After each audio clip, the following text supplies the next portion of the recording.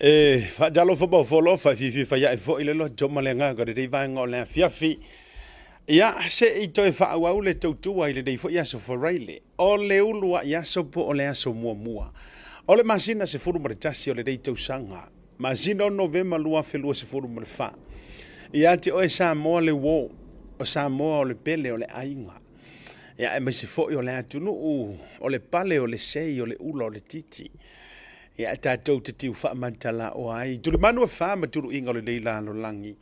Ia ante oe o le antunu u tofia mai lunga e peo na fatu ai e le au tūsi pese fatunga o le tatou watunu u fa mai o Samoa o le antunu u tofia mai lunga. Iyo lo unu u pua ina mai le la na voa ina mai e le atua le tama o aso uma o te pese ai ma vivi I lona la fulemu ma vai ta fe laiti ua sula faatonga ioe ua sufi faava ele to dele o fatu pese ya e maisi o le autusi tala ma le autusi solo e tulaga fo'i o le manunga e maisi fo'i o le titi faitama sa afiofiga o Samoa isi o o tangata si o tātou watunu upele o Samoa le mela lea I le reia fiafi I le anga le leio le atua malu mai ai si o mantou pitonu ui au kilani saute le reia fiafi o te whaata lofa ma o wofo lo fatu o le tau au auna le nei asiata fale malu o manantu e whailo ofu wha Hawaii oi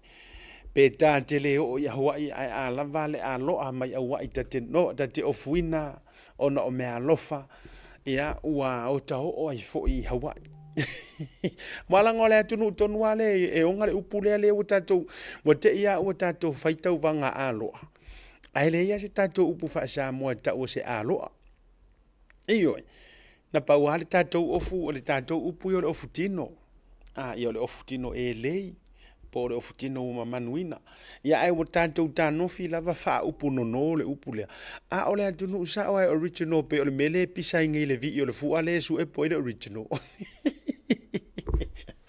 Ia, o le alo ala ia e original a Hawaii. Mahalo and aloha. Ia le na. A talo fatu le mo folo fatu I le lava loa. Ia e fusi loa le tantou watunu wa fusi le fau o malo o tantou ainga I lungo pe au ngalu o le ea. Wa fai lava le Blue Wave TV. Ma le poro kalame o le taute iae. Ma fau o malo e fusi ai lo tātou fea lo fani ma lo tātou mafutanga I le afi ma le afi. Ia le afu ai ono tau sila mai, ia o maua le malosi, e siva tau fai ai faiva o le aso ma le aso. A wā o e Samoa, le antunu ue pele I le loto e pele I le fatu e pele I le anganga. A tātou tini tau nuula I se aso fou po o se masina fou po o se tausanga fou. Ua tātou whaapeaifo le atuae o ai ea oe wa e manatu mai ai. O ai ea la wa fio wa e manatu mai ai le nei tangata. E te tau ona whaapea nā la ngona o tātou e sa ola utala. A wā o le tele a o aso whaiso. O tātou wa seu ta filia le na ai pio tala le seunga o le ale winga. Wa tātou walu wa fo ilele sea manatua wee. Whawhekai I le akuari o le wauria le aso mua o novema. Sa tele a me tutupu le ala te tauna whano ai le ola. Sa tele le maatui o le maangao o le maa e whaala vea I le ao o le au tau lama I le soifua ma le ola. Ia o nisi o lunga o awala tele vavave I tūlanga o le o afianga tau I lunga o le awala. Ai whawhetai ia I le alofa o le atua. O ia o le atua o le puipuinga o ia o le atua o le ola. O le mela le a o maila I le aso mua o novema wa o le waso mua mantou a wa Amerika ma Hawaii ma Amerika Samoa. O le ai aso tolu ma le tasi lantou a mantou la o le ua mantou tu vai. Wa mantou to ai tau nuu I le aso mua me lea lo ua ngā e wha manu watu I a Iova o mea o mafoi o to tonu I a te au. Wha manu watu I lona suafa pa ia. Aua fo ina ingalo se metasi. O ana mea lofa. Ioe. ia mai lo ska ko paki fa te ai le tu vi yelo na ngale le sula lo na matango fia malo na fa maoni awa o le ua tantu tu vai i le unua iaso o le masina o Novema e le ona o saunga luenga na fai e le ona o sou le lei e le ona o sou fa maoni ona e le ona o le telo ni au tope e le ona ua maua ni au mea le ai e le o le mafuaanga o lona alofa tūnoa. O lona lava alofa tūnoa. Ia, o mafuai, o na tātou lelei ai. O mafuai, o na tātou pēnei ai. Melea, tongi la ia pātau ile ave le ulu na tautongia ia tua ia le pata. Iyo e, wa tau le ai o le tamo alae. Fa mai kongia e le kamo alae. Pākau le ave. Mauai marona tau i o le awhai poi le alo le tui iyo e. Mara whai poi le alo le kui aku. Ia ua tau le ai o le tau la penga. O upu fo i e whai le tālonga o le tōlonga. E iai le whaatali o li o i whafo wha mai o le fisinga. E iai le whaatali o li o so soa ne ai wha mai o le fusinga. A iai lama le whaatali o li o i o na tutongu. A tau tonua iai wha mai ua tau i le niusina. Nono wingala, o le tō ai tau nuu ai o tātou umaro tātou tūlau ele ele so mua Novema o le masina se furu mani tasi. Ua tau tonua ele niusina lo tātou ngafa. Poi ngā le tua. Fo ia matu mau ia te ia o mea uma. Ia, ona whatalofa lea i le au whai ngā luenga te tofia le tua, ma lo a fua ai lau ua maua. Ma lo le pale ua o tongi o se seu ua langatila ua whaapulou le tua lima, whaafitai o tau whaiva, ma lo whaafitai o tau whaiva o le langi. Tau te le seu, ia, i le whangatai tau te le seu, ia tutia, tau te le seu fo i malae, ai tau te seu le langi a wale tua malona whina ngalu. A o se malu pui ngā. Ia awasa moa mana fai unga fai, mana tama whanau o loo whelelei whaalupe i lea vao ma lea vao. A o lai na whaile tātou por kalamere nei, ia ona whaapea lea o lupe sa i lea vao ma lea vao, a o lea o tātou vui whatasi. Ona o wafe lea, whaamalo atu ia te o tau umalawa. O i lungo le rei por kalame. Whiriwhiria le tau tuamla au nanga le Blue Wave TV por kalame le tau te ia ema asiata o le urupo o e au le lei. Iyo e lau fofonga fia. E whaatere ngese lo naita. Ai whaatere vavelo na alofa. E mantala no masi uso nai lau li. Iyo ina o ma video call. O lau kamare leu ke whau so ai ngoia Van Damme ya mantou lau li. Mantala no ale video call o antala valai whaamaro si au mai ai le tu lo fo le maliwa si o mantou tama. Ai wo akar fai mai. Mai uso fai fa lele asor ko inga. Angor ko inga leo la mori mau ko inga lea. Organgaka e kere ngese lea lo fa e kere vaverika. O waka o fabia. O talantanto te sufi ai le leo le tua e tele ngese lo tu sa. A o lo lo for tele vavia. Ai pa kama se sao. Or ko inga lea. Or makua kere ngese o le lo fa o le vave or cosa. Ia malanga e fa talafunga. A o le te mafuta mai ata mai oelesi. O le matua e va pa. O lo mai kai. Sika mai mea nga se oso pi te mai lili. Sitam pa ua o le ipuki wakai e ka fiki tau ai fa finga isi pungi. O le ke mai mo le ia mai maka mai aka mai si aula.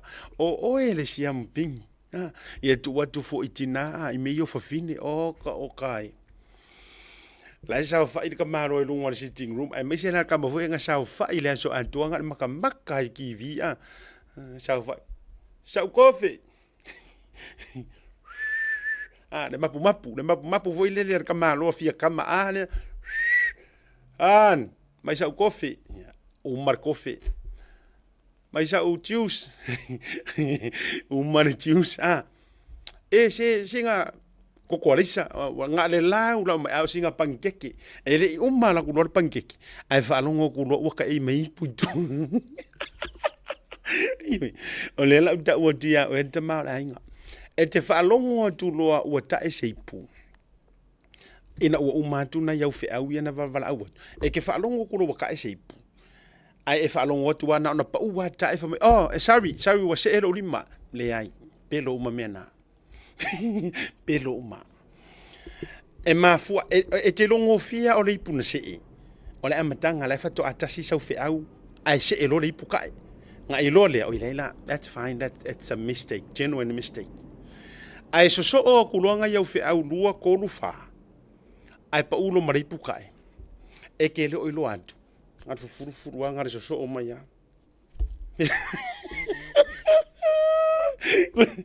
tu sa le fa ilo le na wa vatu o le fa ilo fa be umar ko ngingo ro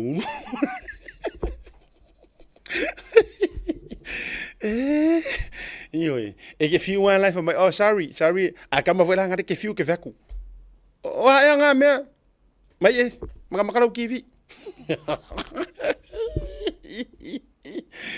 ya onai tips la ka unga fa palangi o le tips po le tops o ngai tips nga e vaku vo ilele e fa ilo ele ngai me e mai si fa so ale u popo o ya le na ona me ata te tali e fo ele nei so ifuanga ai ola fa ta lo fa le na te afi ai wo ma pa anga mai ale nei o nanga ma nei tua fa malo atu share tato por kalame tango share tato por kalame le fiafi o to uma lungo de tanto YouTube channel fa te tele le to sangi fia ta lo fan tu se uso ia sia mani to filau ta sila le tama o kanga kala le lo u loa ile mama ftanga e le te taiona fa tanga ina lona to lua ale furnipu o le olanga le tama lea e alua ia o fe au fa fini fe au fa tina e alu fai amalanga ye isu ngari so le e isu ngari e haru ka ma fa fe au fa kinga ai hanu kinga fa fe au fa kama eo e ai nga fa pena e ai nga ole ai pia tu lo tatu alu nga na fa fa ngofia nga ole kaule ua ingu pia ka malo I wiki engi so le mala mai le kai au bo pusa ma yer kinga ma le fa nga ule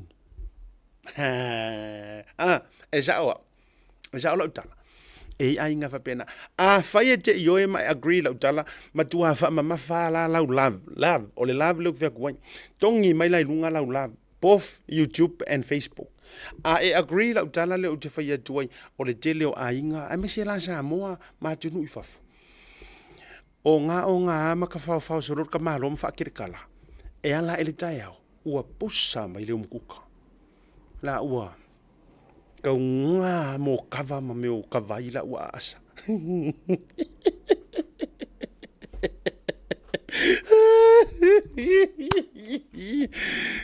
le na ya ai fo inaita ya naita ma e la nga ya ukama ia wa ai asa fa I mai la le o i o mau pe la fa te inga le o fa tungo se uso ya mau a tau wa ai nei ngā luenga ye whai e mau I Samoa. E leo ni ngā luenga whatama. Iyo. A kou sila le leia ngā luenga mau. E le ai mangianga ngā luenga whaki ngā oi whatama. Na o ngā luenga whatama. Whapa ukoko. A wai lea ia se whapa ukoko e o rua marakamalo. Iyo. Se e au kafa umar whapa ukoko vai kua se e whai se supo. Kuka. Iyo e fese e ha solo o le sina vaenga o va ai tunga tulang o nga luenga se o sola fai me samo la e pisi solo e o ele tina le fai tua la e pisi solo e kau fai wil paelo e la u si mama me ai nga o le sao fa ia mako o lima ai va pena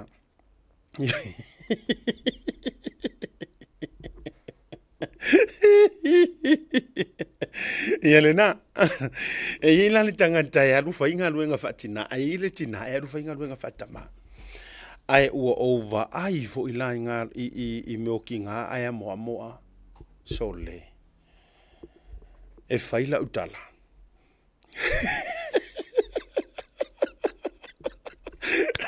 Atalo fadi se usa ya mau hunter. O wa ai ku le testing a mai ngore mai ka. Oh my good boy. La wa ai ku ngale testing on mai. Testing 1 2. O le mele uga popole. E unga uma e wasuika I koruka I fa mo miole. Momi ole Mike. So le, fa va. Awe ke fa sala lau por fa sala lau. Awe ke fa sala lau lau kamo vani tufu. Awe ke fa sala lau lau kamo vani tufunga. Kamanga o kamanga makua pipi. Mai ka ki fa sala lau ha. Ai lo. Fa vale le. Tau tu le mea le na le mafufu ya tu te songi ya tu matu fa filo ai ina tatu fans. Ya na pipi ya tu ai. Fa va le mic. Ya test 1 2. Wa si sina le ma distance ma le mic. Mo ano vangoa ku ke ma ka makarele ya. Ya. Ole na awa ole ma tu fale ya. O le mātou vale, e le tai alu hana e whaise whiau. E le tai alu hana. Ia, lau tala noa atu le amatanga o le porukalame. E au ngai o tātou tiute. A wālanga o lau te vai atu I si ouso ia mau Samoa. O ia whaia o ka ngā mea. Wai tasi le vaenga, a mātou whaasoa ni ma mātou taritari e. Ia, e whai mai le whale tua o mau. Ia, lo uso. Vaku ea, mai lo uso. Vaku ea, whamai. Lele moe vai makuai, kua fo I mai mana makukanga mea ngā nu sasa mai lano vai kafi. O vai aku lelei, watatau lelei nā andu e whai mea nā. O mātou la ia le mātou whale, o au ele ala winga se ava noa e kau whai e tina la inga se whiau. Pa ole meu te whai ai tina la inga, alu e vaai lia le tātou whale vaai whai masiaki o kingi lima. Mo manatua lai le mafaso sa o sia o nai Brisbane Australia tangata so fa pula isiri la mafaso no mala ka mai sia fiafi wa lu le mafaso ha o fesili lo o ventulo ali fe pula na wo fionga ile alo li wa ka malo ia na ngai a kalango fo I nga for ku ya ku ia nga ku ya ku fi pule vetu ali la wo fionga ole a tonu se fautuanga o te faia mai lunga e mafai ai ona fautua ina le tupulanga e sa ili ni o lantou tai to lua le tamai tai ko sole aver fokuanga ya li Angadi mai manatu mo ko yo ko foi me ya ko se fa mangu kala pule yo ventu a mai se fautuanga le ngore tele o tangata melia tu proclame fa masiata ia o ma break up foi mara ukenge o ma break up mara to lua o a kala vo we between 20 30 o ventu lo se aminga sau fautuanga o le se tala me fa no fautua mai tamaiti matama o winga nei, o fōringa nei, o anga nei, o sikaili nei a tēneiti. Po tamaita. E te tau, ever after, e te tau ona sa ili aini a lātou soa tūmau. O fō whālau ka mo o whipule ai. No fō mai. Asi. O mea nge yaso ia sa o ai ai fo ia uia ngo kilo ia su e sa uia ko rua. Su e sa ukenge, to lou. Faku ia oha, mai. A makalong mafafsanga I makarakarangoa. Mua usiaki ki ngirima.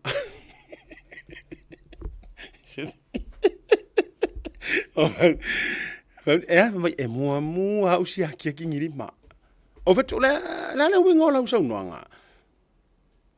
Vali mai le ai. Leanga o kingirima. Matingi vai. E rongo fi e tama I tu mama. Oh my god. Oh that.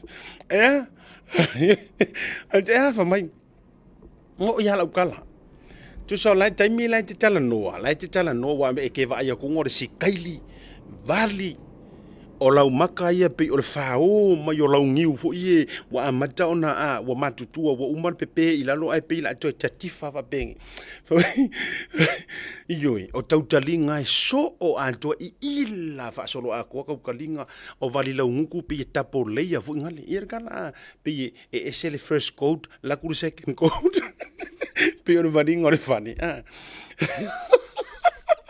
fa mai a o kamala kiling u fa se pase pa fo ile le mo kilo fa mai kingi lima e ke va ai a kulo i kingi lima ko a mai pala i ko nga fa u ma le luatina mai fa ile ia okay I'll call you back no inga e antangia mai e fa sika u fe o lau kingi nga le pa ya avatule na maenga ai o le mantou a inga o aue e fai mai au fe au o le mantou a inga o isi taimi fa mai se o tolua sawia ina malolo iyo o tale la va ai iyo walanga mana tua e tolu vai inga breakfast lunch dinner au te mana o ala e yei manai snacks na i va o inga ia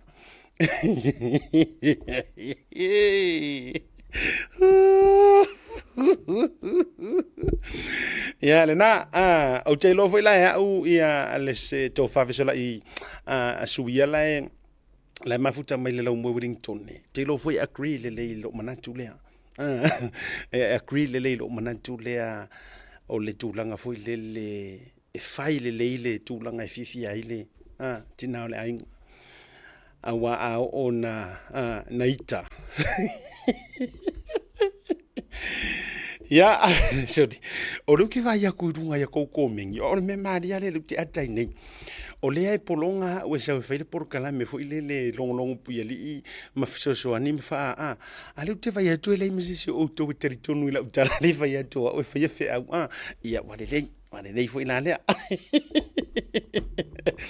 ele a faina ai ole fataua i ole tatou ole fataua i ya tatou i lungo tatou proclame o ngalu fatasi mai mau e ala nga fai umar kamalo fe au ai le fa pele le fa fingi onga ua kau mau le ai ele fa bena e yei taimi e musu telefo i le mele o le fafine e musu lo to lua e vai tu ngai tau parpalau lima io ma tau alu te tau tinga ina e fai se fe au ai e uio lea ia ole lua lava mata fa yo i fai fatasi the moral of the story is po ole ano fale ole tatou fasoa ngal lu fatasi ia o lua Fea lo fani no folele awale fe misai to aanga ile lotu mafai luha fe au ma ia tilito atelele lua fana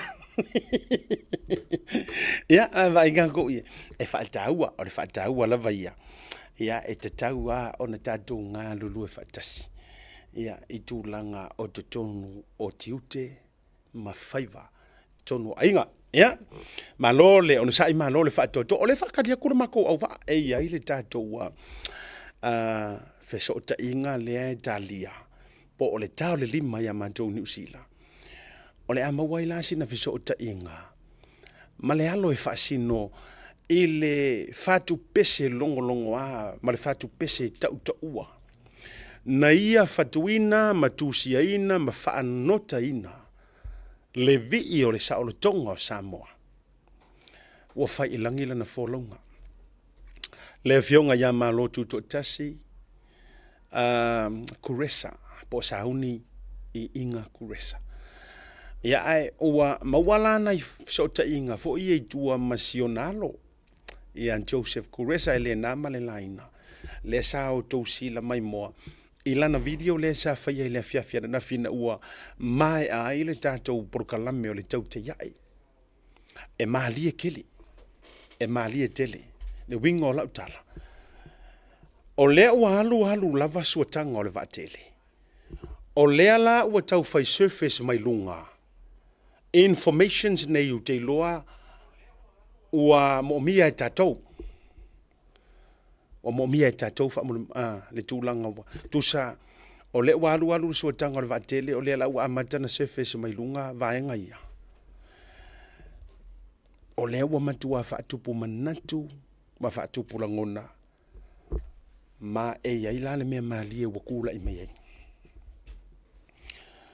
O te ile share mai ele tātou au fans, a mai se foi ia, ele toi nama le laina, o le ua maua ile fisota inga ma se tasio tamali. O le la toi vatur manto au vaa sa masani ya sotofi.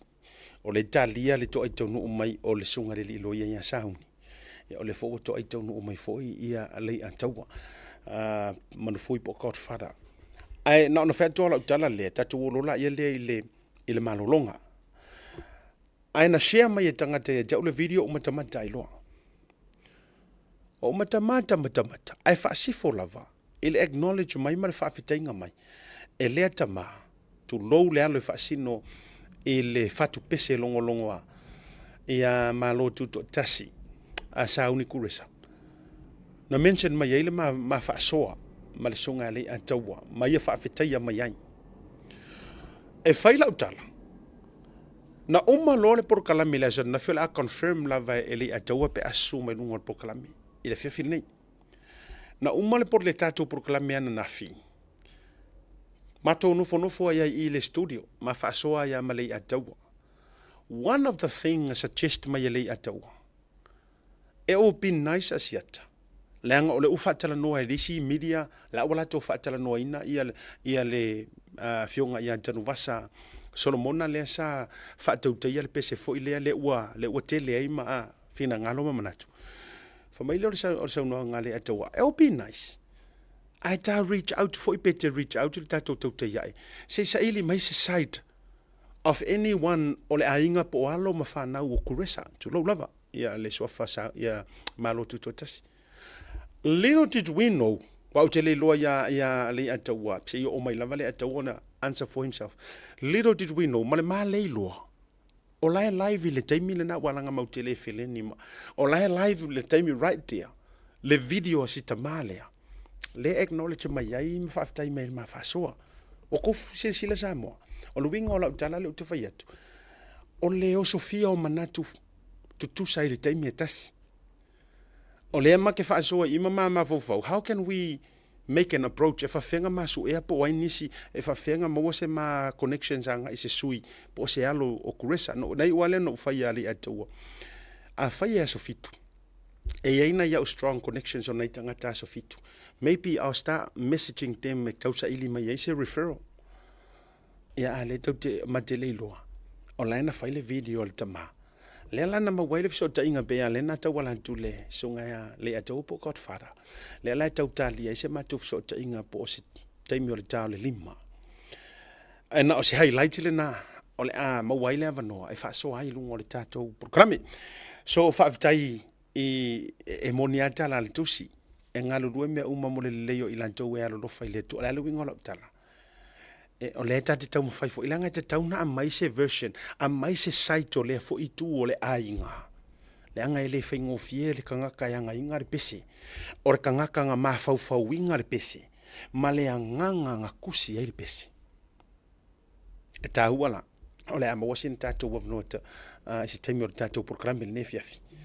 Ia, e a whea atua i le tama ia Joseph, kuresa ia o te le lopo wa swafa o le a manino lavanisi o vaenga i le teime mawele tātou fiso. Tainga, tātou malolonga a foi mai. Whawhira i le ataua. I lungo le tātou programe au tā liai i le toa i tonu mai resunga le li loia. Ia sauni. Se sauni ataua. Se matala noa. Ia langa ne wasaua ia sauni no ele fa pe ono le matala na nafi te ro la u fato ava no sunga le lilo ia ai fa word proclame pe mai ai malonga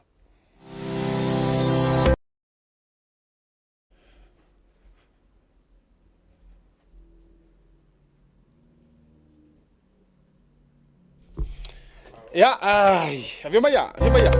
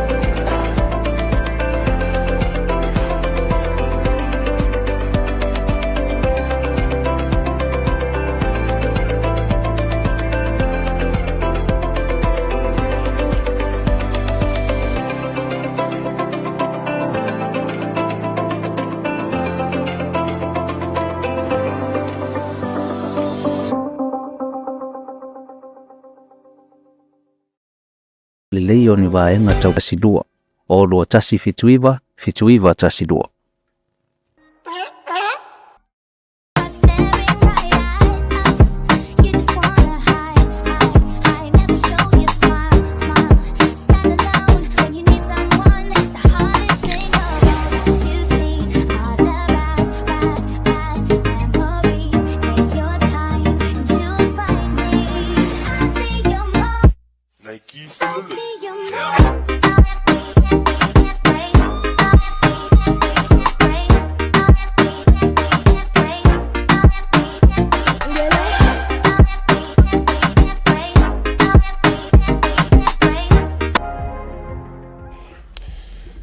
Tabira Chile ua joe se fulu male tasi minuto de chalo le tula lima au te fifia fa ilo joe le ua join my god father au te fa taisi uso ia ai fo ono na manantu le nei taimi mama tulanga fo iwa maftianga o lo fenga ia ia le wala ona so tau au manatu fo sawia mate eva fa tasi mama fa so ala o lo ia le to mai fa soa mata upu ya wa fo ile tatou por kala mema le tau ava me ina le fiafi fataro fatu ka fara ya ngor swafa wala wilo ai oi ya of kolega ko far vai brai siaka ia polo so kolega fo ile moko msalo mo nga fa fera ile po ia fo mal ka ko kungu ya ka o ia le ila fa pa ima fa ka ro fo ka ko kungu mo nga sa mo ya ai fa fera ya na auto walanga ile tu mama ina tatu por kalame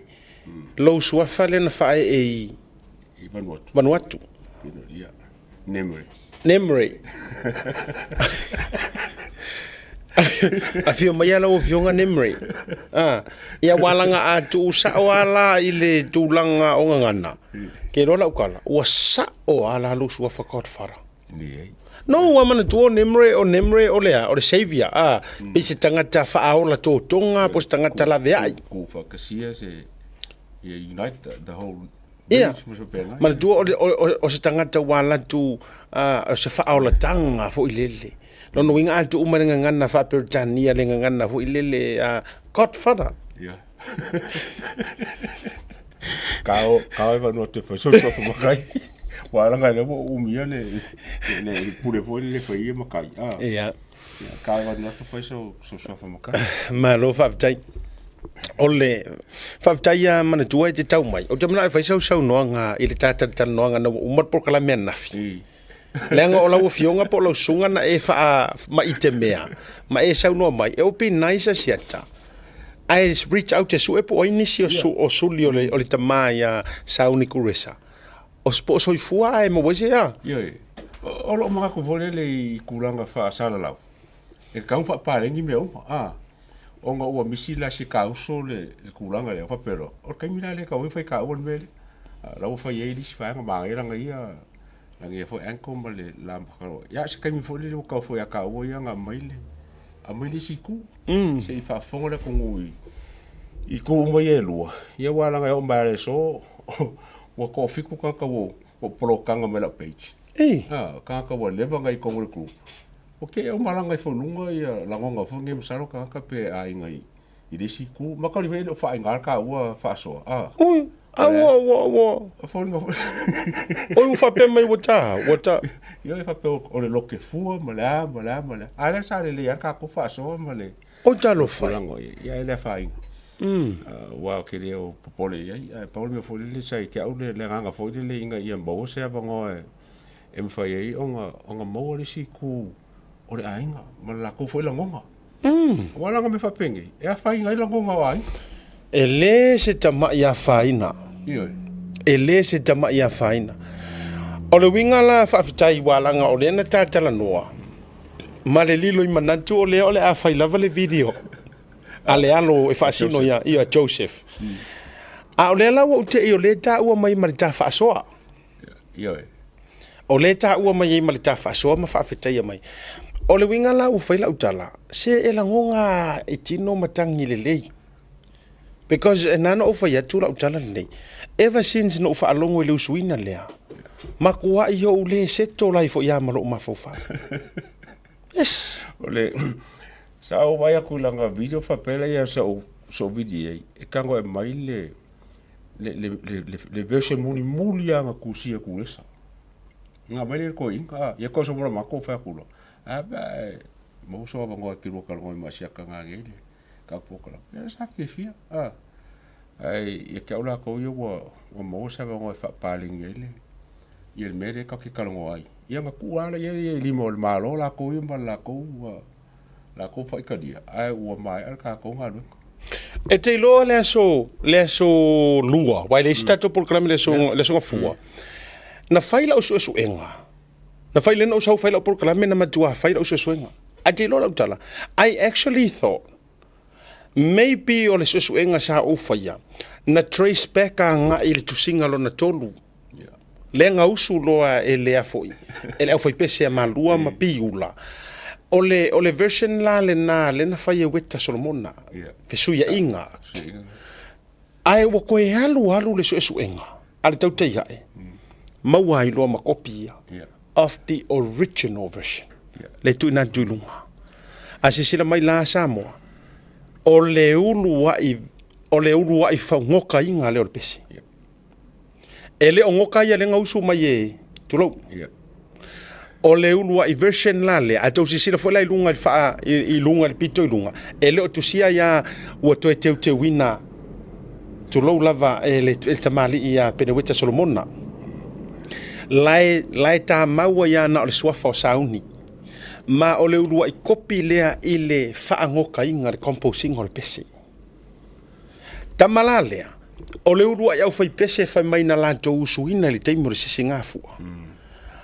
O le o le foi, o le aso fitu, aina taina le wha i le pua le au waa. Eioi.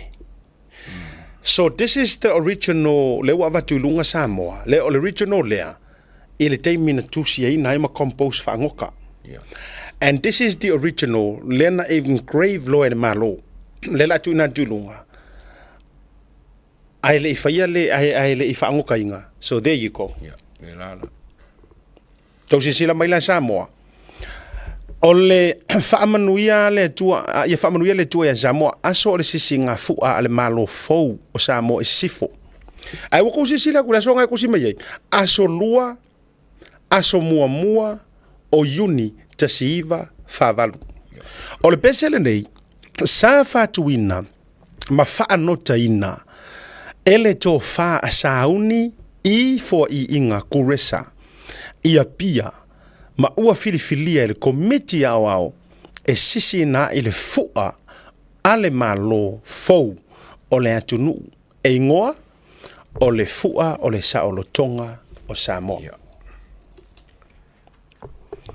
ia ua kousilisila la vatopu Samoa tula'i ma sisi ia laufu'a lou pale lea. Samoa tula'i ma sisi ia laufu'a lou pale lea.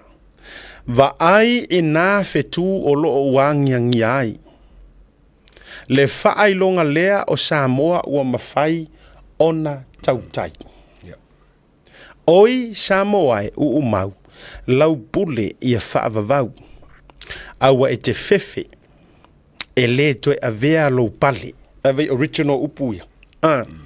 Aua e te fefe e le toe avea lou pale.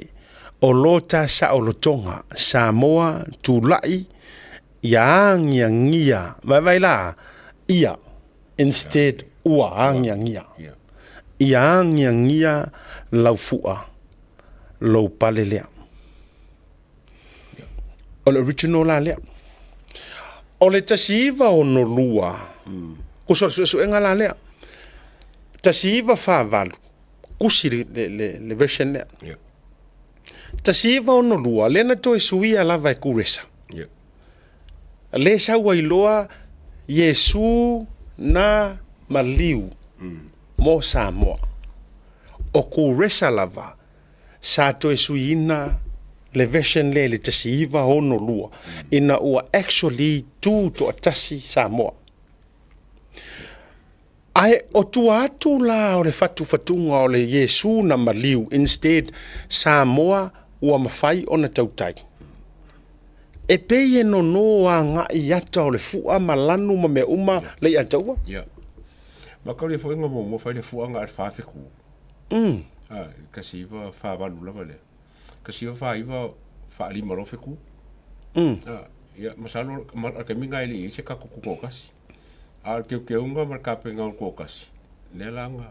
Ngai notice lo wa lima feku ya ko nga fo le nga sa o le nga isu inga inga fa o ai lo fetu lo winga le fa ka le Southern Cross fo le ya fa sa ko lo Yesu ya sa pe ya wa me fa penge sa ko ma fa fa se a mai le au fa ku pese le ya misiluki o felice o anse ko la ko fo le wala nga la ko longa ai sui se la ko pese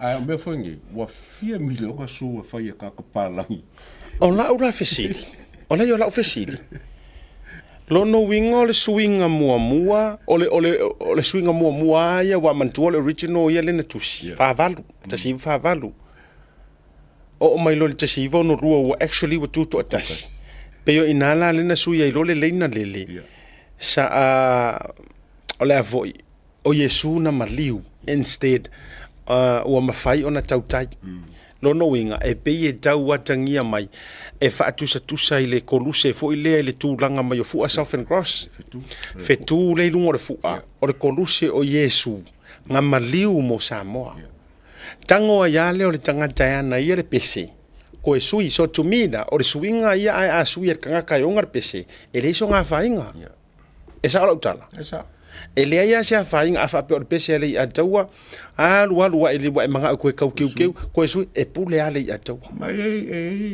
ia vi o isia kongo ua sui anga sui a kakankusia i lalo le wha malunga le malo walanga le wa vea ma me totino le malo ai ia iai se maafuanga le lei e te tau wai ona sui lono winga la o le suinga lea Samoa tūlai sisi ala ufua o le whailonga leo Yesu na maliu o na pasi ai na fo i le malo le na taimi ua tala whea unga ma le ata o le fua i koluse e mese foi ai e peila o le tasiva valufa lea la ia ilo le si suinga lo na tolu lea la e sui ai loa e le fionga iai ia wita Solomona i lalo le chapipi ia ilano le HRPP ya wa yes le taimi lena o le suinga la lea lena sui lo e weta Solomona lea la ia le suinga lea na wha mawina lo le tu special e whakasala no mea mata ioi ia nga ma vero pe special e whakasa ma vea i roa ma peo se kusala wala vea i tu tonu le tu special e whakasa le foi la ma wa ku ngisio komengi ma faso o le vi le whakasa. Le alai wha mai isi o le vi le whakasa. Ai le ai la, wa tato walu I mesa sao. O le na tusi na mafua. Wa langa ele ma fai fo ino ta fai atu tu lo le sofitu. Ele ma fai fo ino ta fai atu a me o se vi o le le sofitu. Le ai. No, ele ma fai, ma ele te tau fo ina to soa mai fuani fai nga wha e ka le sia le vi lea. A wa fo e mafua mai. O lea na avatu le whaato whala I ngā le malo. E te talai le avanoa. E tau vai nisi e tusi le vi. So peke loku assembly, peke loku asofiku, po le ala loku, it doesn't matter. Paule mea, o le whai o lo sao I le mele wa au mai. Kusi mai ko vi. Le ia entry se sulima. Sulima entries. Ai sili ai la ma fili ko miki ngfe ngai mane. Ia le vi ina tusi e sauni kuresa. Nga lua le fili, e lua pese fili Ma le lo unu ue. O lo unu ue la wa intusia. O le ainga fo solmo, a whange yo. Okay. Ia, o le tau tia solmo. Okay. So la toula lena na lua iai. Ai uma enga ua fili le pese le a sa motu la. Ia, nga kusi e kamai kai o le au solmonga. Ai penga koe whamau ko inga makaukia le usuinga nga. A o le ainga la. Le ainga la solmo. Sunga foi a solmo. Wow. Ia. O le viila leana le version lona tolu. A tata lia isi avanoa e tata te fisota ia male tamaya Joseph Kuresa. O le viila lona tolu la. O no not the viila lona tolu. Swinga ina ia fasau. O le swinga lona tolu. Le sa te wina loa e weta Solomona. Ma le sita mali I leana. O le swinga la lena. Le sa langina. Ele au fai pese. Mai fa mafa ele isi me le anga ele au fai pese o le mokwase. Lau pa singa lau fai pese. Ma ngai lu swinga. O le kau kalunga I upol pese ma kau linga. O le swinga la le na sui ai la wa e atangia mai la le swinga tulou le tamali ia weta Solomona. O le swinga le na le la was ave ese le Samoa le masisi ia lau fua. Ai amai ai le Samoa tulai wangiangia. Le la pe no tau mau antu se fatal tal noanga pe observan fatal no mai ia le tamali isa ia fatau te ia le fai pese le a malua. Ia tanu wasa. Le sa ia sau no ai lana fa punga fa pe ia eli ko e kausisia o la wangiangia. Nana no mo wali utala le. Lo no winga la. O swinga la le fionga ia weta Solomona. O lena toe ave ese I loa la le Samoa tulai masisi ia. Instead, Samoa tulai wangiangia. Ma toe whaafo I ai la le tautai. Instead, o Yesu na maliu. Lesa sui ai le tasiiva onolua. So, in other words, nga kangoa weta Solomona, koe whaafo I le original. Yeah. Ai sui lo le lenga lea, awar koe sisia le fua. O la wangiangia. Wow. Ole bianga. Ai ikulanga fa pese la ia le ka kikiro ka wasa ka a o fo ia o pese la o. Ia sai foi como que ang composing ha o ia pese. Ia pe la fa ke le ia le il fa ia o director na ka mi música. Il fa nga ngo pese ia o ngo male. Mal fa kanga ka composing ka pese. Ia me selo so foi a feeling nga vai kai. Pela le ka mo ko singa mala mai I me ia e kupu mai. Ia ke ola vai. Ia o kupu le vese o le loke fu.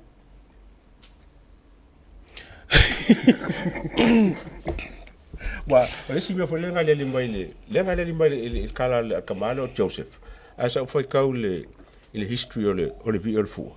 Pese inga foi nga market ke le onga o le swing folia. Il foi nga kolisi fai aonga. Ma la konga le sa pese lungo le kio mo fai me foi. Pe nga ma fu ai onga ma rosi sa o swing folia. O le alu ma fau. La utala le fia fai atu. O le mele alu lo ma fau. Ba tu fa fonga le tunu. walanga o leu te vai atu le contacta o le au fai pese matango fia a malua tu loulama o leu te vai atu o le fionga tanu wasa e fai ia Solomona. Now to be honest o te le loa po se alo e fasino ia Solomona ia weta Solomona I have no o langa o te le masani fo i le tamali. Pa wa le vaenga tate loa ai o le toi o from the Solomona family o le matua musika. Ai ia te ula e alulo uma fau mo fa pe fo. Okay. Ta tia ia la po which version lea tau te tala noa mai ai fa mai o le version lea ua faatu la fono ina le malo. Walanga lea alulo uma fau. O le waka ko keke i umai le usunga lea. Awa anga le eise mea e fou le whaalongo le kungu e le langa langangi mangaku. Wafia ngifu e usu. Wafia ngivi e usu. E le ai angi langa langangi mangaku. Ai ia te aula malo ulangona wasila fia i le tato por kalame e fanga sawa. It sounded to me like o lea ua usu le version lea. E toi wha manatu mai ia tato. Kaunka ko sua version lea. Yeah. Ai tau moment. Now, wera pe alua pe le alua. I don't know. Ai peise vaenga fo ile o toe fangu mai a walanga atato woi me ta original. Ele original lan mele ngausu. Ela kamai. Ele se original. O le remake. Po le alava le tu ai ngoa e fai ngoa ai. A faila tau te tau mawhai loa e usu wha male mea sa masani ai. E kaurolanka ko sua sa motu lai masisi ia lau fua. A walanga o le mata upuni nei. Ua awar ka ngaka ia. Ilonga ainga mka upura. O whale ainga. O whale ainga. Ko whale kalesia. Tato o whale ainga mwhale kalesia. Yes, o whapurokiki fua.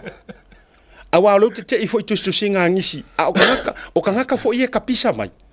Mafaali manatu o kanga ngala ko suale version sao o toto mo o eto mo mai eto na siampingi ai le la ko sungo le version le version leta to te mawa umalava ai ona ua to papango fua fa le kalesia wala to mamapo fua fa le ainga maso tanga mafainga wo bo ma fua i fua nga fele le makau ali kausa ili sa o mo ia ma kwaku fo malo se filinga inga ia mai se kala sa po feme la ka kuus e ta ua fa mambangi ngonga fo el malo wale na ma ua le sa ile fionga tama tai pa mia le final rehearsal ai le you swinga sa o te mo mai sa ia ja bla ia e fa fe walanga ai pe an o fa tu fo o fa so le so na fi ai ni tanga tata tele fia ila i ka kele fia malo io wale vanga songa o mai ka ko le ngavi kulo le vi sa ona tusi to ina sia tamali ya le walu ko sui mai kusala e pese matala langa foule o to fa fangu mai ele au fai pese le no suina ma to ta o mai se sa vali hello a maka kulo ngi nga ka ko ka ngofi usu le suinga le nga suia yo weta Solomona yes that's my take where pele fia mai ngi sia ke a uma me e pule a asia kai longa mangak ma wa langa o le te fai atu o le fo ia o ina e fo i kamai ki a onga tangata o le o inga le matou por kalami le a fuaila a faila e faisa kakala le anga o le i fo i fuanga la lovao le mau ke o o winga la na le te fai atu e pesa si de inga o mai e faise press code release fo i le fa pe mai ia malili mai o le asuin mele la ka kusua ya se falo ke le pa sumoele sunga fo ia Joseph ola tato tu malonga a fo i mai fa filo i sunga le loia o le uto ai tonu ai tau le tu malonga se fa te atu nei fa se silanga ia me se fo ia o aso soifu ma so fa na anu sa so fa na ma so soifu ai le o fa vai mai anto anga le valu suma le fitu tu sanga o le tamama tu o le sunga le papali Tina, yes. Ya, sesunga ya papali fusipala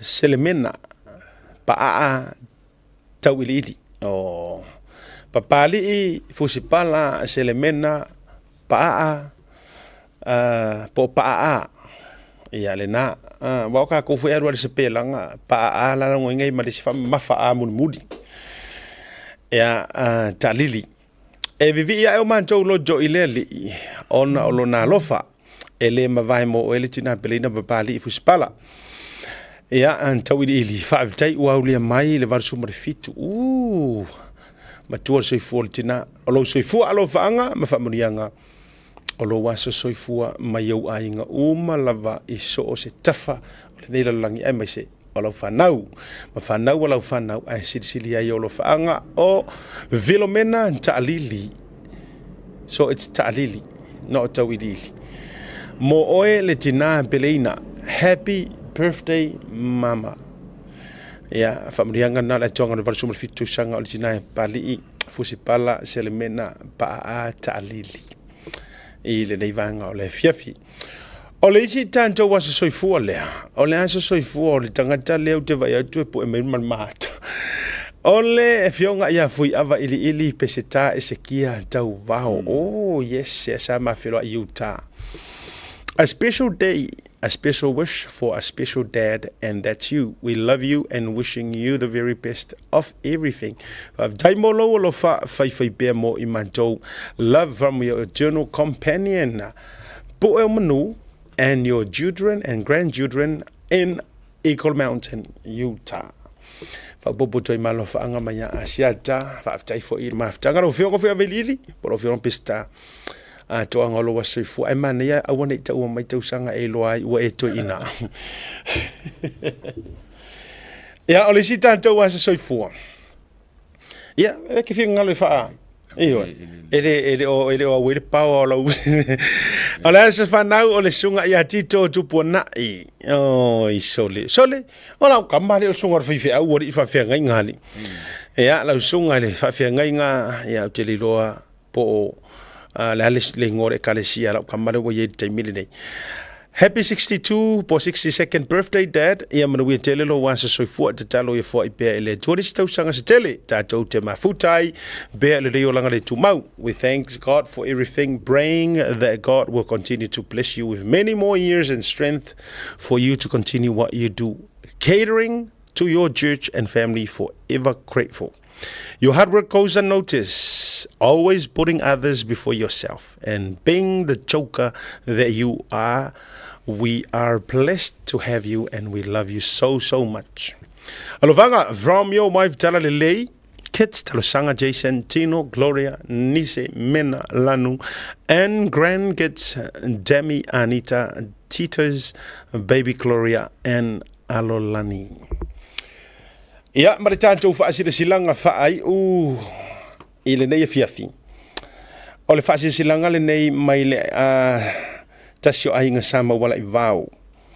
E mua pēle whaapolo mare whaasangi lo tātou tapa ausili le langi. Ona e ausanga le tu vai, pe tu au manusina le soala na pule whaasoa.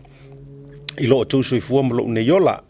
Whaaftai wa sopo mai lo o tau soifua I le rei taimi o le tau whaai uiunga o le tau sanga. Ala to ia fa mai ne o tailo loto to pa ia mamalu leanga e fainga tasa moli ai vivia e le ma fai se upu ona awina o to sa ma fainga to low na lava e fa asira silantu ma le ava tele I suli uma o le ainga sa ma wala I vau le pala o malie o lo alala papa au I New Zealand e fia fai se tanto feilo inga I le aso to nai aso lua o November lua felu sumrefa o atayao lea. I leitu la se furu maritasi le tayao no fuanga fitu se furu pi McIntyre Road Mangry Bridge. E talo atuai I suli o lo tātou ainga ena ia awai mai le reino e whanutanga taua. Awa le tātou whaamoe mo le tau sangafau sainia mawala I vao Filipo Luteru Filimoa. Sao o le ainga sa mawala I vao vau le pala I malie. Mo nisi whamatalanga a tili whaafisota I mai mawala I vau Filipo Filimoa. Telefoni olua 5 5 iwa. Po le fionga I angaru male mana Tanielu Taito. Telefoni olua 5 5 lua ono o. A toi whaapupu uri tātou whaasirisilanga lea o le talanoanga a suli uma o le swafa mawala I vau o le pala o malie. O le awhaia la le tau talanoanga I le aso a tae ao I le tūlai sifuru ma le tasi I le no fuanga lea o le fitu sifuru bi McIntyre Road Mangry Bridge. Ia, a whapeo whaafunga mai la suli ma whioi o le swafa maua inga sa mawala I vau o le pala o malie. Ia e taua lava le foi whaatala ulantu o le fionga risau. Ia mawala I vau Filippo Luteru. Ia ina I auto o wai whaatasi se talanoanga o wase wha moe o loma. Ia mara toi wha amana tuatu I le siva a le nuu o matai I Utah tausala night. Ia a wafo I se leni e tua I ai le tau talinga malo ma fuafuanga o lo whata toto. Ia Samoa I Utah a toa lava a wana I ngalo o le aso atayao. Aso atayao lea no for Australia, yes, it's tomorrow. Sawa. Walanga o le aso tofi, yes, tomorrow. Le aso mua o November. Lea le awhatau no ina ia ili tau sala night lea. Ia a free admission no nele se urufali. Ia ai faisa wipu. Posi tau langa whapena. Ia e lango ai le wha moe numero le telefoni na utu ina tulunga. Ia mo nisi o wha matalanga. Tatoa turu whamalolonga. Foi mai. Wha whiloa I. Ia le sunga le lilo ia sauni se leni ilunga o le porokalame.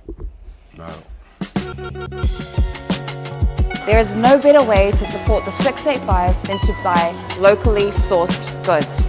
Here at Tasi Market, owned and operated by Samoans for the Pacific.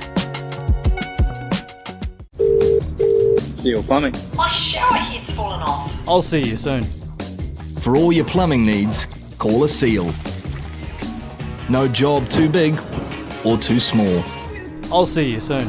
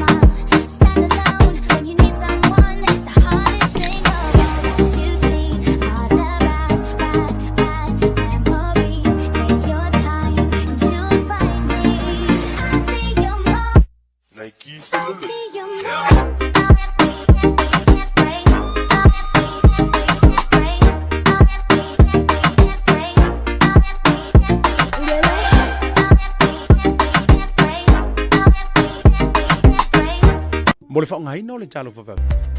Le whatalo whaturu tali umai o le proklame mano loga masani au te whiwhia whailo antu o lea ua. Toi no fo iele no fo tavita. I le rei mai ngole fiafi. E le loia ai ua leva fo I ona tu ufesili nisi pe ua whaasai le tina le loia. Po ua whaasai le ngā luenga. Ia manisi la vauvaenga. Ia au te whawhira I antu I lau sunga le loia sauni. Yeah, I lungo le tātou proklame. Welcome back. Matulanga wa le maua mai so la le tātou proklame. O le mako ai pisi ala onga wanga me loye. Yeah. O ke kau masar salo le ri. Yeah. Ele se me sa. Le ai se. Nengi o Godfather. Ai mi mase. E ila o lo kulang folo ila o longa wanga. Which is ele late at the same time ya la Afrika ke mafo fau le ke le kamile aloi. O la wo pesi kai le headquarters ale bank. Le wa kele vela le travel. O ngei nga uma soka imale ko fa ya asiaka. Ia ngola kulole ya cancel isi au fonga ko ke away ka mai. Ai fe kau le mane mure mu mai I o tau. O vidi mai lon makwai nga sa pikia. Ya va kwa o merka vale. Talo fa. Kapa le. Ia. Wa o sa no nga ia Godfather nafi. O le upumoni o fa pe mai ai wa va o ese o fa dono fa tu le fa pe na ia fa tu o ele fa pe na ele o sisi tu Wa va o ia ma le ai ale la e fa tai o le fa maonia. Ava va foi o va nga fe au. Ia nga, wa ka si le fa fa fi. Ka nga mea. Foi fa fi. Ia. Meu furui po. E wa vai. Vai, ese o mele le se ai. Ia se me. Ele ingi fe au pakingo i kamalolo. Le ingi fe au pakingo Ia fi. ia le ko faro mai. Vai nga nga i mai. Ese sa no pe se ku pe la mo se sa no mai. O nga le ko ke le me yo mai o ngai fa finge sa wainga. O ngai va pe. Wa le fulu fo ipu. O se fulu ipu. O se fulu ulo. Al me ya va pe ala ka ke lo la le va finge yo. Alo e. O le mafu anga ala ina musu lo to lua ya. Wata tal no ye vai nga ya. Ala ina musu fo le matou ai nga te fulu ipu. Le anga fai mai o oi. O le matua le mama o ipu ke fulu. On peut que c'est. Ia, pa mai. Sa, o fa sa i runga mali makosing. Ele o fa sa la ona o tango to tango e fulu e o mena le so. Te le o to e fulu ni. Ya la ko fa ka ilo fulu ipu le mama. O mafu anga na o fa sa ina ono to e fulu ni pu. Ona fa mai ele mama. Ele mama. No ala la so. O la mafu anga te fulu ipu te mine. Ia ko fa ka si ali po fi.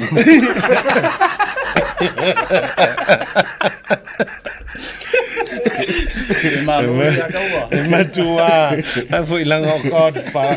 Wa sila fia u fa makai ka malo e van watu. Oi le so fa makai o le. Ele le ali no so ngoma ye. On Nimri. Nimri. O la wingo nga wa so se wa fa e le wingo le. Tu sa o e wa e fa na wina le ola. Oi. Nimri. Tu sa tai pe yo apera amo. E tai pe yo apera amo tu tonu le. Sa ona ni. De ngara.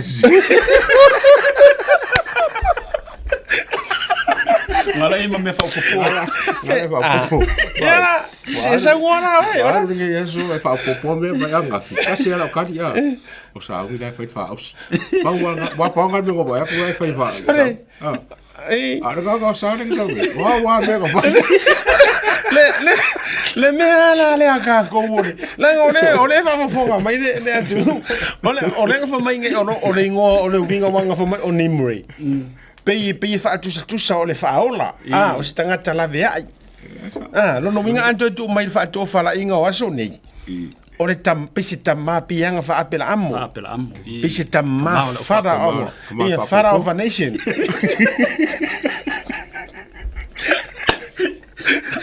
Vai ka ko kai mi.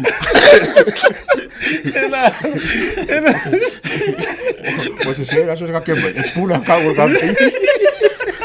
Olha so Valeria aí, olha so Eva. Olha como no Nimri. Olha sua falanga ali. O se afio ngala Nimri pose ole high chief. Ia. No winga la ole. Ia vanuatu. Ole foi la wa claimer kamaroa ia land. Boy. Ia. O que ele claim nga fo ai mai la ko. Eu fa ko. Ia le winga tu sala. O mba ainga dei fale. O fa fale. Kaunga ka ko wo ba ile vai ngo bango kule so ile. Ane ba wa ngol bole se ba le bango. O que va pa fa ai tango ka ko kwa o le so ye sa mo wa vai o ye a. Ai la so nga ave yo fa singo a. Fa singo ba la o ke le fa ma la au le mal la au le mal. O fa ngole o. Ai que rola tau sa ili tu ili sua falea. Pese sua fa foi le fa a uma fa pai. Pese causala. Pese causala. Ko ke va ngi so sam. Se assim. Nei yo wala yo voy lo foi nguye le pe fa le kauli e kengi. Pe ngar kamaro ala. E abi uma ya me kamaro. Abi uma me kamaro. Pie kause e va kaupo. Pie kau fa paru avarka. Maro kan fara. Ke wo ye sau manei. E ready don matou so tainga male sunga Joseph Kuresa. Matou me ilo lunga le matou fa tatal nonga. Ele ne vanga o le fiafi o le tautali atu. Ona o le tama. Ia o lo o tau tune in mai Australia me pone. Ia ai a o matou iai na i le mataupu le laga o lea e tau faafesili foʻi le suga loloia ae taua tatou amata ualaga iai tatou ma lesi vaega o le pei o le vaala magotu i sa mo tugalaga o international laws ma vaega faapena e afe i ai ae ona o lea ua join mai pe ua toe taliu mai le sa folau o le suga loloia a o le ma te talitalanoa i le mataupu le a o talia ai ia le fesootaʻi mai ia le tamamatua e Joseph Guresa e uiga le fuʻa e o te iloa o lausuga o le tagata o le tulafono o te le lava tele so malama-lamaaga i tulaga faa le tulafono o le vaega lea in terms o le ownership ma le tagata na ia tusia ia e maise o mea totino i ua toe taʻua o mea totino le mālō ai o le mataupu le laumanuia ma giga le taimi lenei ona o le usuina o le vi'i o le saʻolotoga i le tatou fonotaga lena talimālo i Samoa o lena faateʻia uma ai le toʻatele ina ua faalogologo atu e fou le faalogo le suiga mai o le leina muamua Samoa tulaʻi ua agiagia lau fuʻa ua e pe o le agiagia fakoala vea le vaega mulimuli ae pe o le sisi ia le pei ua masani umai ma le vaega lea o le toe faaogāina mai o le faailoga lea instead Iesu na maliu mo Samoa o la ua toe faafoʻi ia le faailoga lea o Samoa ua mafai ona tautai o le ua lagalaga mana tulaga o le ua faatalanoa mai le tagata sa ia faatautaia le ʻaufai a malua ma piula i le fonotaga faapea mai le fioga launa fausia tanu asa na te leʻi suia ani me tasi ae o le version lea lona tolu le sa toe teuteuina e weta Solomona ma se tasi o tamali mai le vaitau le tasi iwa valufā lea la na usuina ia a ua kele i mamana tulagalanga o le foʻi sa fai mai le video faatatalanoaga a le tamamatua ia Joseph Guresa o le alo e faasino ia Sauni Guresa le na tusiaina le vi'i le amataga e peila e tausala ese e tausala ese le o le si vaenga sa outou maua mai peisa iai se tension o le upale atou e peisa iai se tau fin fefina ua inga pe o se va le lei competition le tulaga i fatu pese nei e toʻalua e uiga lava i nai toe feli ua ina o le vi'i lea ea o le ala laavatu ai foʻi le leisoufinagalo faaleala o le tulafono ma vaega faapena e pe foliga mai la e leʻi usuina e le ʻaufai pese a malua tulou le taʻua e leʻi usuina le original version muamua lena tusi e sauni e leʻi usuina le toe suiga e sauni lava ia i le tasiiva onolua tasiiva faavalu lena tusi ai sau tasiiva lona lua toe sui e sauni le fai upu foʻi lea instead o le ua mafai ona tautai ae tuʻu iai Iesu na maliu ina ua tutoʻatasi Samoa sauni lava lea sauloa i le version lona tolu tasiiva valufā weta Solomona loa toe teuteuina lea la ua sui ai loa Samoa tulaʻi ma sisi ia ae tuʻu ai Samoa tulaʻi ua agiagia instead o Iesu na maliu lena toe lena sui a ua veese ae toe faafoʻi i le ua mafai ona tautai lea sa original ai it's a bit of here and there tau confuse lava pa o la so finagalo e lua vaenga a o e fa malama ina mai le mata pule vir fo e lua vaenga o le e avei lo mafofau on memo o te le lope se tu la fono Samoa o lai fa tu la fono ina i memo tanga vai lona lua o le vi sa tonga pol vi fo ona o vaenga nei these are government properties pe afa pe o lai se tu la fono o a fo ini suinga e sui ai e te tauna limata ita ina i lalo se tu la fono po se fa tonunga se tu la fono na pasia le palemenia Samoa ona ele fa pe ma fai ona so ona fa nga ina yeses ia le vi o fu'a maltanga vai o Samoa e fai ini si au wala ia no ma se fa tangana mai le malo po se permission mai le malo o vaenga lona lua o le sa tu sina le vi o fu'a o ai tonu ala yele intellectual property right ele vi o fu'a ona these are his ideas ona manatu ona langona o ia sa fatuina and we're talking about music these days ile lalangi whenever someone's trying to copy another person's ideas, views, po le tune, po upu fo ia o le pese, e ke ongo whalpui pui e. Pe ongo avea fo ima amakanga ngi loa suit. A whaapea langa hand over e saungi ku lesa ia le vi o le fuale le kasiva whaavalu ia Samoa as a gift. O le fesili la o ailala i ele intellectual property right o le vi o le fuanga. Sa i ese kula fungo nga mawhai inga pui pui e Samoa o la wala ko au mai ale intellectual property ia lako. Samoa as a government. Ai awai e fo ila a whaapea nga ave Samoa. O maua ingi royalties ala inga. A fuangi la i pela Michael Jackson's. Kaka inga whakua pesengi. Le kelo pese ia wa o lai maua ia royalties ala ko whangau. Onga, these are properties, these are personal properties. So e ka ua la le vai o Samoa. A whaapea o le vi o le fua a Samoa sa whakuinga e saungi ku lesa. Ko e sui le kasiva o ngolua e leo nganga le saungi ku lesa le property. A e o le kasiva waruwha a e sui e leskangaka. O inga ama ye le whakungunga wharakulafung. Is it from the government? O a whaapea lo walu ale kangaka ia whai without? Because these are properties o le kilinga vissing ele laulangi in terms of intellectual property right. Au te rosi tatu koneti wa lewa tau maua mai o lewa maua le tatu so ta inga malealo e fasino ile tamama tua po le matua whaiwai musika. Malotu to tasi sauni i inga kuresa le utanto so ta ilunga o le video call male masionalo ia po le tamama tua ia Joseph Kuresa. Ia, se te statu walanga le utato wo live fa mole Joseph po e maua mai matou fa mole. Ia, leo ke la monga ni ia. Ia, au te lo fo le o manino mai le fa fo maua ala tunu mo mua na mo moli le fa maloma le fa tetele. Ia, ila ufionga ona ua fatanga mai lo taimi e mafai ona fisota ia tuai asianta ma le tātou porkalame o le tauta ia e maise o le sunga le ataua ma le sunga i le loia ia sauni se leni. Ea se i amai foi soufina ngalo le tu o le ainga a le na tuusia ina ma whaanota ina le vi o le saolotonga. Ea e tu sai o le mta upu alanga langa le nei vaenga o le fiafi mua whawhela ia tu o fio mai e runga le tātou porkalame ia o a maile na i tūlangi i le nei vaenga o le fiafi. Lo man mea lava, solo lei foi tau, solo lei le la nei aso whaftai lava.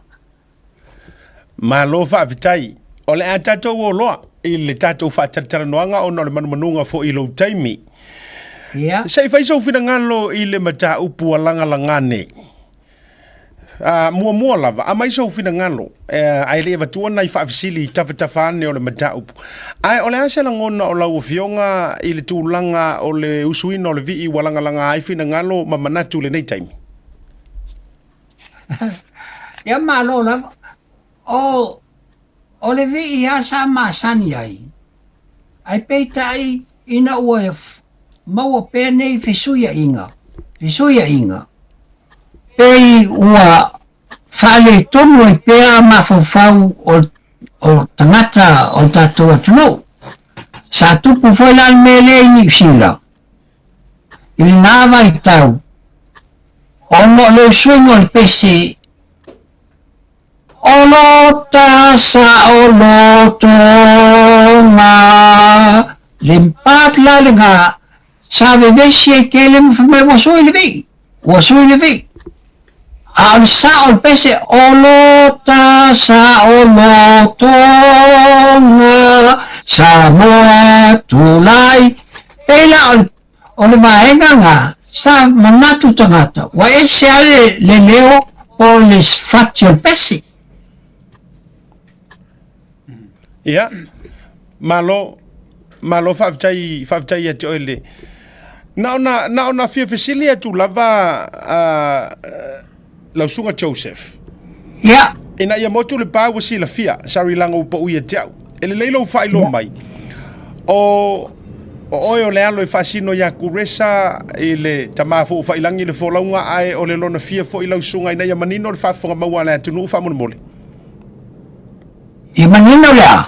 o lo tua le sa tu sia le vi ai e lona fia foi o le fa nau fa mole o ia leo mau atu e to fa ia tene ai o au e to tasi le tama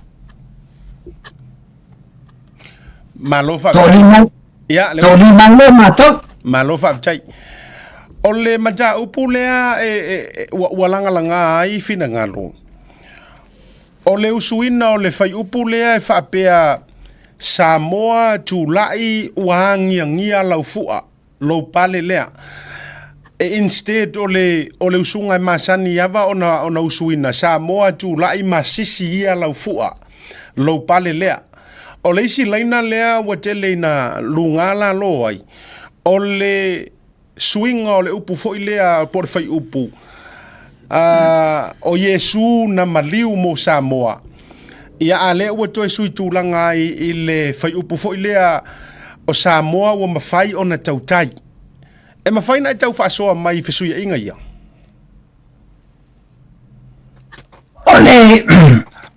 Ole tu special ale whakasa. Nai ai ia upu ia wasoi. A o upu sa o a ia tātou te māsani ai le i lava i ni suinga fau le na mai al malo. Vanga nala we mana o te whaitau a tuinga ia le vaenga fau. Man vaenga le o tu special e whakasa. Le alena tātou whaise ai i whauopo ia. E mawhai ona e lawina mai wha mole le vaenga le te saunoina. Ia, ona mua Samoa tulai masisi lau fua lo palelea. Ia ka koa vole whanua alua va ai ina fetu olo uangengi ai le wha ai lo ngalea o Yesu wa mali umo Samoa. Oi Samoa mau lau pole ia whaavavau awai te fefe o le tualo ta whaavae o lo ta sauno tonga Samoa tulai wangia lau fua lo palelea. Ya opolo nga lega soi. Mai el malo. Ai ese nga maupu ye como ku speciale ale fakasa. Okay. O lewa e sau noi no upu ia le ua sui mai le malo. O le ale whamatalanga o le vaenga lea o ua sui mai le original a o ani upu o a sao ha upu sa tu si ina si outua a. Walanga o leo te tau tuli atu le ungo lau sau noanga o upu la o le peselenga langi ina mai ana nei o upu fau ia le na sui le malo. A o ala upu original le pese o maua se kopi o le na vaenga.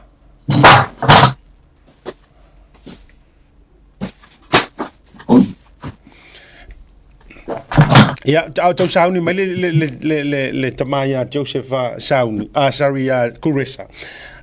Sa ili mai. Tau mau atu le vaenga lau te fisiringia. Langa le sau noa le tama. O le vaenga le wasui le malo. So le la tau turi. Peo no maua la se kopi o le original. Peo ngatasi ai ma le wa le original leu te vai atu ai ruma i. Lena maua mai tatou so enga. Lea la iai le ya le vaenga sa tu ina tu le te mia mata la so lua auta to fai lo mai pe fa pe na wa sa uni lo o el tama mo le vaenga le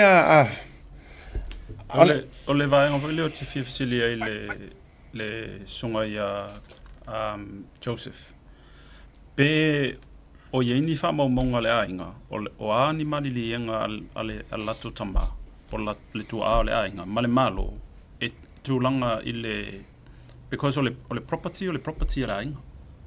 Pe na ave e pule ele malo, pe ave o e whaonga malo, a o la tau e holdinga le legal right. Tu salvaenga le sauni?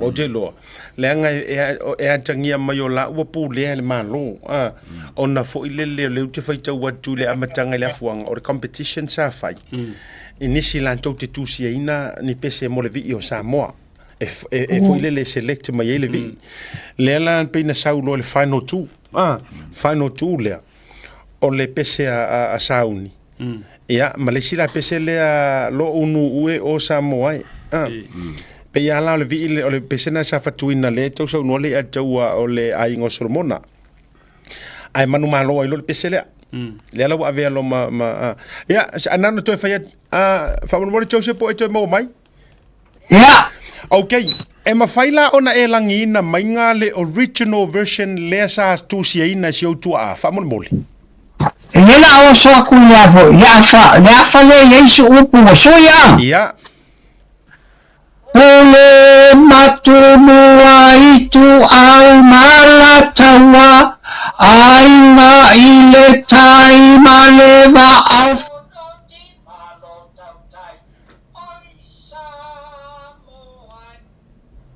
ai malieto matupua le malo ia fa avavau awa e te fefe e le toe ave alo pale o lota sa o lotonga Samoa tulai yangi alau fu alo palelea ya o waina na lega pasi ele pesi i kani mo mo pasi pesi o lea tangia mai Joseph e lua fai upor pese e sa ola utala sa tu sa tu ina iso so a tu se lua fai upor pese sa tu si ina ile pese lea e sa ola utala e pe ya fa pena a le amo ni ko fia kasia sawa luma pa la le uma ole te mo le original le na tu lunga le lau te vai tunga le ye le fai upule sa mo tu la i masisi ala fu alo ya masawa ilo mo vai ngale le ye le ta wai tu mo ma pule ma tu mo ma ole fisili la ole wa fa mau fa ilonga ina le pesele nei ole wa ave ma meto tino le malo o to yai o yai se tulanga o se aya fale ainga o sauni kuresa anga ile pesele po ole wa ave lava o meto tino le malo nei e ne si ko pule ku yai ni pese pa me o mo de pese no fa ku inga le fa lo mo ku si le ala ma le manga ia o sauni e a foi se po la se me fisili mai e se kan ka foi le e ku sa mal pese fisili la composta man aele ko yesa ya fa pe na bawonya ma ko ku pe na ko ni mai el malo ina o malo el pese wa no fa pe na fo mo e ko mo se ko ni ole aele la ko malo na ki lai ine se ko pe yo lela ele ama se ko pule el pese na makawa o le nga composing al pese o sauni ina ku nesa paula o le sia ofisili se mo matula no sauni o ivoni ro fa ofisili fa mo o le sia ofisili o le ala na to te wina i se vai tau o te siva valufa ele fionga fo ia weta Solomon na pe yo na tu sia mai ai ia le la ve ai le te unga le na usuina nei le taimile nei le wala ngala ai manatu o le so fina ngalo le vaenga le ma te unga nei ai na sila fia fo i pe yes o le property le malo ai na yese time na to etapa ai se fina ngalo le compose o le original song i nai swinga ia ya sa fia o mo vita i la o ma ale TTC Teacher Training College Marifa o nga o le pese le nga va ko malo le nga fa fitani yo esa uni ya upu inota nga adele ya veta somana mangkua o veta o kama ave esa en malo sa boa e a una musika yo la wa ave el musika sa ola weta nunga ole tio ka me tia ona ko ya ole weta ia ona fone le kolisi sa mo mana ona le al teacher training college malifa na fa lo no ko le palangi le pula ona ile pesi wa ese ale usuma wa fona le ai fa lo ko ai usuma le ai ngana mo sa mo tu la ele fa pengal fa ngol pesi le ba ani mai le ele pula ona palangi le saungi e la ku se fa lo no il pese pesao e o fona le fa ki Mole am olota sa loto na awal olota sa loto na le usumai maluan mele usumai le ala kulo sa wi fa no ofisini pala ni ala sa fa no sa wi kali sa wi ele sa o pesi ya ai fa kulo pala ni ya weta ona hale me wa suya pesi ai fa me weta oia e ele na pule eso ia se pese i sono faki ponyo ho kali akuosa awi ele sa fe au ki sui fola pese a fia fai sa pese ona fai no la pese ai awe ke fai fola pese ia ma o mai no la ai ole fai pese am sa wi el fali o kala nang fan kala sa wi akia au ke ia o sa wi ka o manga ka melen ko okay Whawhitaila, lono winga la e le taimile nei. O le vaenga lea e tau whesiri siri le mawhau. O le suinga le na sui ai e le fionga fo ia weta Solomona. Lea ua iaila le nota ia walango le upumoni ama le upu tautino. E malama le au ngoka i mea wha ngoka ma tūlanga whapenei.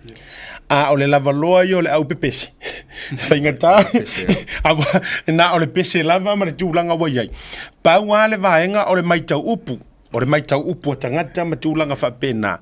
I le leina le mua sa mua tūlai ma sisi ia lau fua. Ia, le la usui mai le sa mua tūlai. Waangiangia. Wa lepe waru wha alua waangiangia le amakanga. Ia koe umafoi koe angiangia le whaiunga. Su ese mai le mea sa iai e sisi ia le amakanga ia ai whaangiangia loa i le vaenga whai ia ma le leina la lea ua matua whenumi a iai fina ngalo le au kerisiano me Samoa o le toe ave esenga o Samoa ua mawhai ona tautai i le Yesu na maliu mo Samoa ia ai i le e ingeru ofisiri ali ko inga o iai al tato iai lungole o le tato proklame li te mile atau Ia leo maanga ia la, pe la vai lua me mai kau ako. Sui upu, sui ngoka. E lua me o sui, ole ngoka, ma upu. Ia ma leo fōi le adu lunga ma le ia wā ngoka ngai renga lunga leo maari la. O la ofisiri le afi avatu pe finanga pe tali ele tamama tua ya Joseph. Ia. O la ofisiri. Ina ua toe sui lai weta Solomona i lalo o se whaatonunga le malo wala anga lena o whaalongolongo le whaatalanoanga mai a le fionga i a tanu wasa. O lea e whaapea mai o le suinga lona tolu leo le vii le sa whaia e weta Solomona i lalo le whaatonunga commission se whaatonunga le pule au le malo sa moa le nafu i vaitau e toe sui nai o la ofisili la ile na vai taimi foi na mai se fa ala wi loa ma se fa ma mafa le malo ole a sui loa le usunga lea e le ko sia ai ole atato wo so sa o lo ile angiangia ma le lona lua ole ato e ave ese Yesu na maliu ai ole ato e fa foi ile Samoa ua mafai ona tautai na ia se declaration fa pena inao na po e sui ai lo male usunga le vi according le suinga le ua amai ele fo i profesa o le musika ya weta Solomona fa mole ia o lo wilo ai ele se me fa penga kopu ma le pau ale mea o upu nga mai a saungi e ko kono upu ia na mga o yele malo ave nga uka ia weta ea o mai wa weta lai fa ia o ngai lungon le kio ea o kamati a o ma ia makolisi ele se me nga fa kuwa pesui se pesi nga upu ia nga wa kusui e saule pesi wa sui le faki ko e se maupu ya ma ko malo le ale ni ga se ku o no ka le I lo special lo Pacific o le pese na le pese mai a le pese le sa wi a le fa casa ya e se la mo ka ye ma ne vo mau na whamatala e loutua a ia te outou le mafua anga nga i malea nganga na ia tūsia i le viilea. Wai le tau ilo le o se whatonunga le malo fo ile le tau tusi se vii masa ili se vii. Na i se panga noa na whamatala i se outua a ia outou lava le whanau o le nganga leo le viilea la akusi ma o lona manulau tilea. E mwona e whasoa i Joseph. Ia ke manga kua oi. O le ona le pese le sa o al makufali. 1948 sa o is kama el foi pesa le kali sia ilalu ale asfiku ilalu vaya. Ini fa makalanga mai a me o le pese le la fa le ai o ia ngano fa lo o la kame kikima o fa la o nga pes. Ia le la wa. Mo su le pese ma o kan la onga wa o no la ya onga ya pese nge. Ai le yo mai la ni no no. Lewa ko fa ele suinga op. Ele suia al fat. E ku mau lava al fat. Mo fainga ka sui upo il kulo al malo. E rupo ka na laka ku ku sa mafisiri. Manaya. O le la ua manino. O le property lava le malo tu lo le tu sia ino le a. O swinga fo ila ma vai ngai pe ona sa no fo ile sunga lo ye ne sauni. Ia no wingo le fato fala inga e feliuli wa ilava ia ele fainga malo me tulanga lo ia e te ui se vai nga te lo manino au fala ile ava ia sau no nga fai ulo sunga ele te mama tua Joseph e tu sai vo ia wa te lo fo se sau no nga lava fo ia mai te te mama tua wa le ma wa silia le valu se fulu o to sanga valu suma le lua to sanga le sunga Joseph o se fato fala inga te au mai a tono le ato ai vai manino le teleo o le peau ma le feasua i o lo ia nei tūlanga o le au mai au vatu a velunga a velalo ia mai se fato fala inga a o mawai le tatou wa no lunga le programa le tauta ia el nivanga le fiafi ia le tatou tau mavai le fa mole ia o te fafta yatu il malu ia asiata le atawa papeli sunga loia ia sauni fafta tele mo la no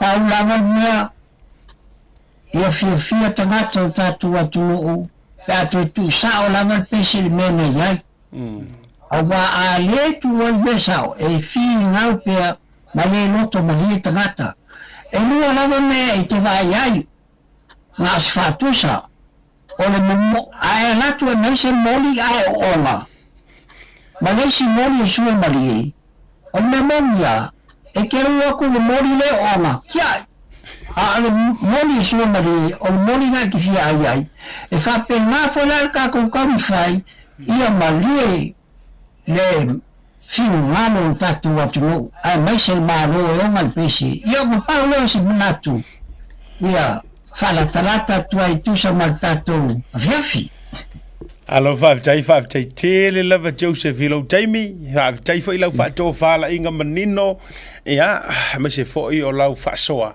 ia o le ua nofo fa fo ma fo isa mo alo fa tele atu le de fia vita to fa to fa ia mo de taimi so fo mai manuia fa tai so ia mana ia le io mana ia le jole kau ngari fa le fa ka o ko mudi okay mai ni ro fina ngalo le o mar fatal noanga amata mai lo sunga sauni yo summary of analysis ile vai ngale la sa o e tu fa te singa posita o fa inga o fina ngalo mana tu menta upule ya ta o e ta wa fa mala malo pula tu la fonola ye na lato au mai ai le pese malato ta ua le meto tino le malo they cannot make a claim e le fa pe fo ua ve ifo po ai la ile fenga malo ta mi nei fa pe mai ai o le meto tino le malo mantua le hakalo blacks Fe pisa i Little Blacks, ma le iwi o nganga le haka. O lo avi le court, mai le court, e le se property a oko. Whako a o lo Little Blacks, whaile, whaangoi mai o le iwi. O laila sa whai ia le intellectual property right i o. Ai lo whaakanga mai. So in other words, mai o i fo e kau ke kau mawhai a e fo e sere ma fo faulea wha pēa o le wā whea loloai. Leanga o mea ko kingo sa whawhau e kua a fo i o mai e fo i sa moa. E ka kauan maa loonga whaile mea ka kaunga whai.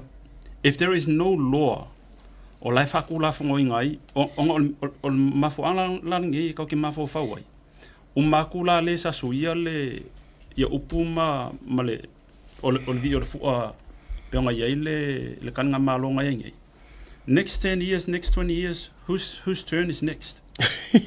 Nga uma e ala ia lea. Ua le fōringa le vi o le fua sa langonga umai kaka vai kaimir kasiva ongolua. Nga waku kuko kasi sa moa. We have to try and maintain the authenticity of properties o lenga hand over e kangaka in malo. Ai whapea fu langa hand over e saongi ku le sele malo. E le iei se intention o le composer, ma le author. E avaku. Nga pule sa oloko ele o lako without seeking ilanga permissions. O le so i fua i o ngalo mang whangau. E kakauan malo nga whaile mea kakau nga whai. If there is no law protected as the government property, it's a time for the government e kakau nga whaingi kula fongo. O voila kai me manga o malo fe suisu iai. Wa ai le kula fongo po la fasingo manga la mer kula fongo. O le whakanganga mer kula fongo. E le va pea o le whakanganga mer mingska o le va aia ia mea ia po le CEO le va aia mea ia po o le palemia fo le ia i le vai kaimi. No, we have to go because o ie kupu ai le kupu le vesi o kangaka ngu. Le la fai mai le foi kamari. E ya ke au le ia mfaingo kang o loa mer whakanganga malo. But what is the authority in malo la nga mai yawe? It should be under our legislations. E ngai mawhai inga protect. Lono winga la a fai o le tua inga saunoanga lea o leu te turia lo fina ngalo pe o le au mainga lea e iai tangata la tau te pule ai a pe or kari den kari mai tu lo a le fa mtala mo le tali a weta ia i le palangi e pule a le ufa kanga o maro pule a o fisu ia inga o mea lono winga ai ai le to inga me fa pe nai so stangata wa ave ele fa mo malo longo winga yo ki umma pe sen ka fakwe kangaka Reckless. e o ti u mana pe se as a manga wa na masta le ka fa ngor masta a manga wa masta le wa saine le malo e suia fa ia upo pe e suia ia longo fa kadia. That's dangerous. A dangerous ile approach nga, and that's why I prefer le mai I le mai se finga lo le ya tau. I prefer le mai le mandate mai palmingi. Fai whakangoanga debate o se kula fungo o a ai kia e velo aso ia fai pule o ngā saingilole head of state become formal e le mawhai e sisinga koe suinga se ilonga wa mai se whakongunga mai kula fungo e whai ngofie ilinga e malu ai foi i kupulanga o lumanga i Samoa mai lo le sao le ngaka o le leilanga ia whakupese pe kakangofie suia ko wesinga rap like kiki. Ele na. Ana wa makangkau fai mai ske. E wa vai la se. And for the property le ku. E kau ke mafau ia ila ko nga sanga le nga su le kau mafai e ave ese ila ko sa pule ka ko. Because ole pese le ile there is a deep meaning ia ila ko sa fapia. Finally we become independent. And I mafau fo ila ile upule e feke nga yengi. Ole angiangia. Male sisi. My experience from military, ele se fua, kau pea awa po. Every morning, sisi fua. So kai mi umala usu ele vi fua. Kulai. Kau ki sisia, olai sisi mua. So se, ol me ringa le kau ke va ele fo. Olo kai mi la pela ngoko la wa ku ngai leo ku la fo. Malama kai wa ko sisi lunga. Because it's a process. If I lo ko lalangi. During the day, o leo mako sa oloko mo ke mo fo ile mako sa oloko o le fu ale le luma mako fale o le fu anga sa oloko. So when we say fa pe sa moku la i wangi ngiale o la me ala fa ka ko le fu ai fa fu ala mo Ele ai ma se malo e whakaukau se la ko fu e whafo le moi. Ko ulalo. E ko ilalo. Ave ilunga. Ko ulalo. Ia. Amatanga aso fa. Le sa ona ngala fa ya pia. So e kau ke mafau le intention you know le rationale behind la kong fauangi because o la kule nga makanga le kuko kasi o samo. So e kakau ia ke wala ia ko fo ia le ilo ia fo I mafau. Fai se kula fongo ko wa your properties because these are intellectual property and malo. Ele kakau fo langa songa faanga inga se kama po se kengi fakupese. E fai ngianga rap without a consent mal malo. Otherwise, e se vai kai me ko ke whaalongo koi. Wa sawa I kua male rap fo ile ale yang ale silo la ile le alungo le awa va. Man ia te le ra o ka o so bengile le rap nga sa mo tu lai. Ia man ko me nga wa per me fo me nga. Ai le sa no le atua e te lo la utala. Ole mamalu ole fu ale nei a te ula vaia. Ole ili el fai pu. Ia. A sila nei le ulua I taimi na play ai le original le na tusia e le fo itamali. Nga usu ele kale sia so fiku. Ai ka el fai pu ole va. Kusa o inga le ai au fanga ai ma fo fongo fa pese mare ole a koanga ole fale le o langa pese. Ata mo me winga. Inga ka vole awe ke fefe. Ai ko sawe ko le. Te. La ko boleva ngo fa il pu pesenga. Io, manga ko la ile ya la sia onga. Yo no nei vai tau man tu pa wana ole onga fa sang ko ka vai I singa fu. Malo so. O malo so. A ko ola ko sui. E mina ngana I po o lu le flat top le. Feula kama trumpet I kai minga e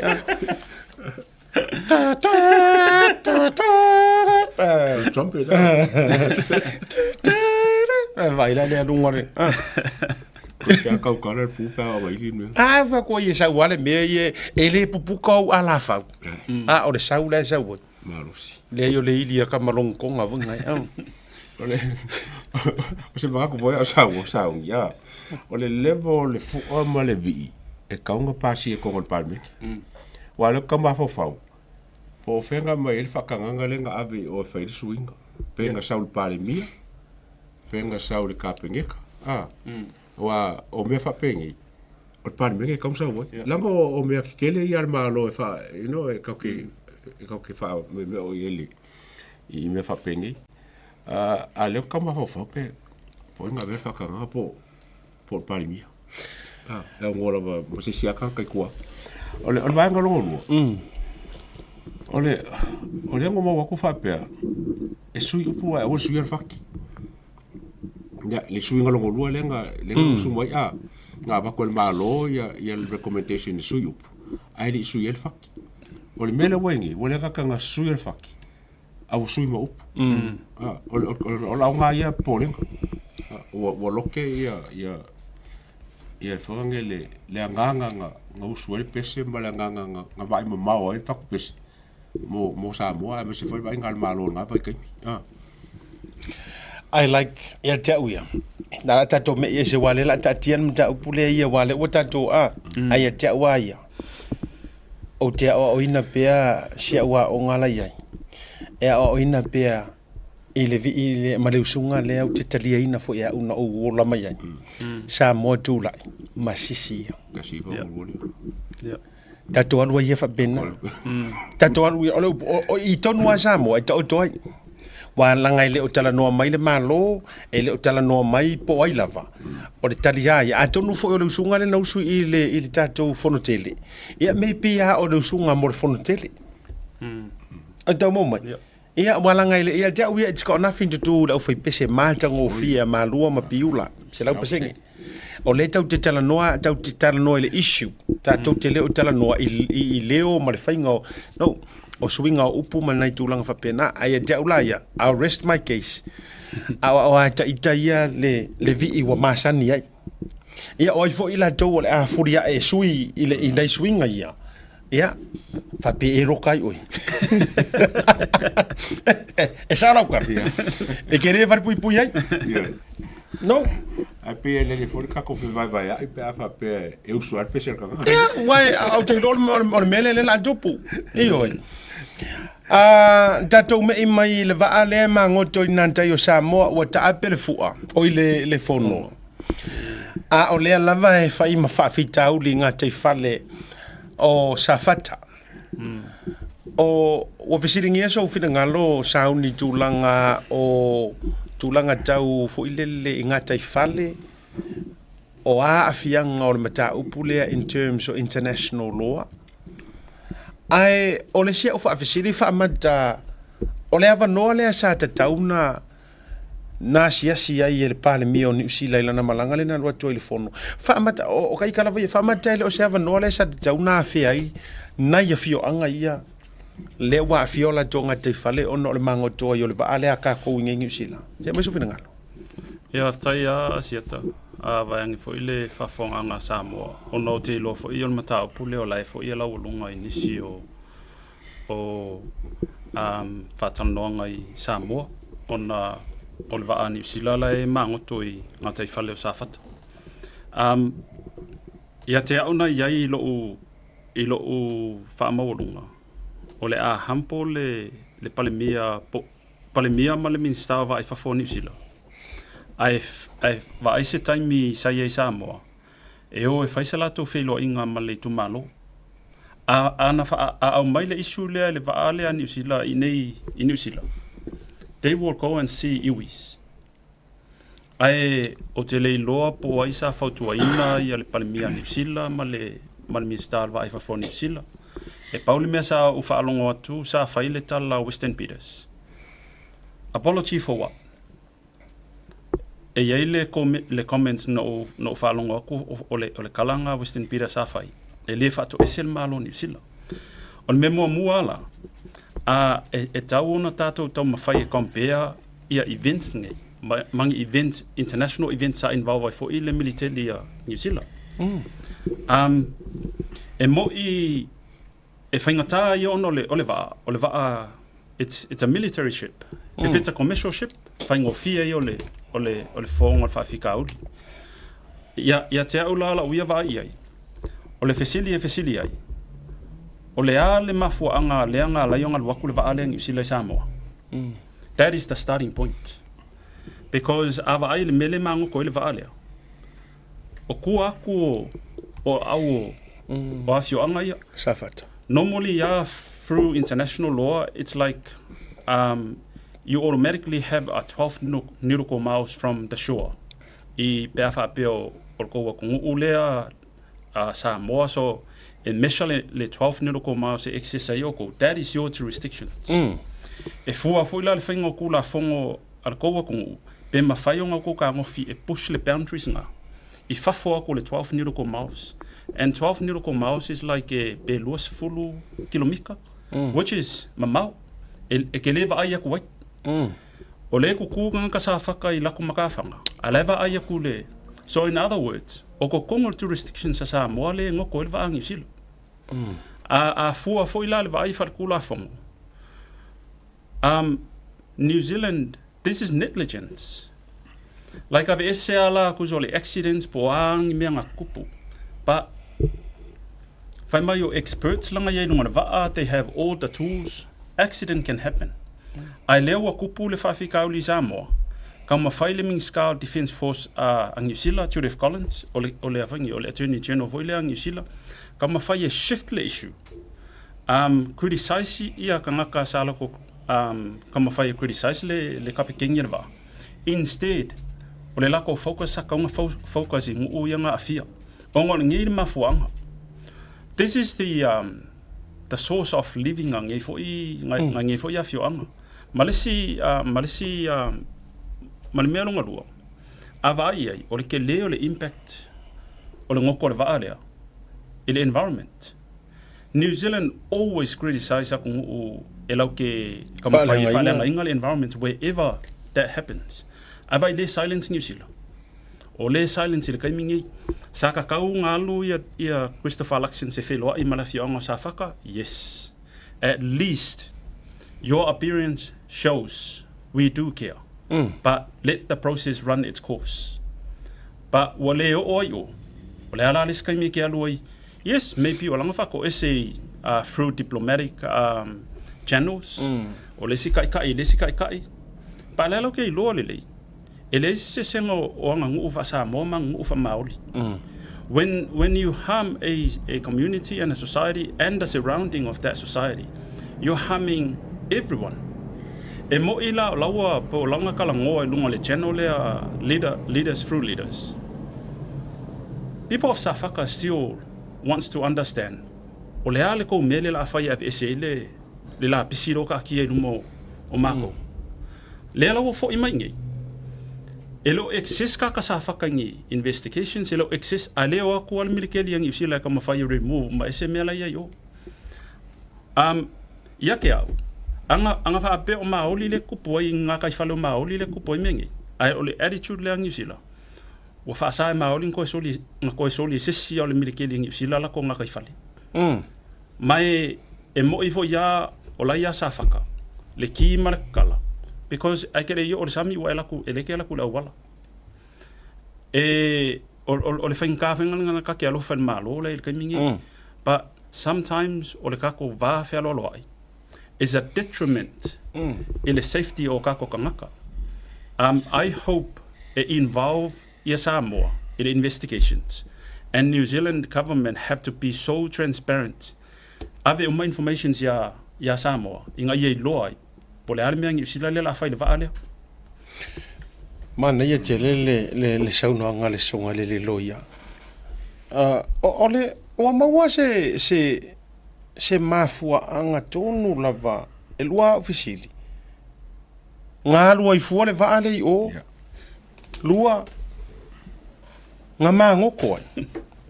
Wala ngā atu I fole atale misa fa mole le lalo le fonga le liti tai le vaai o le pau le mele kume wale atale o le ata na pu e drone.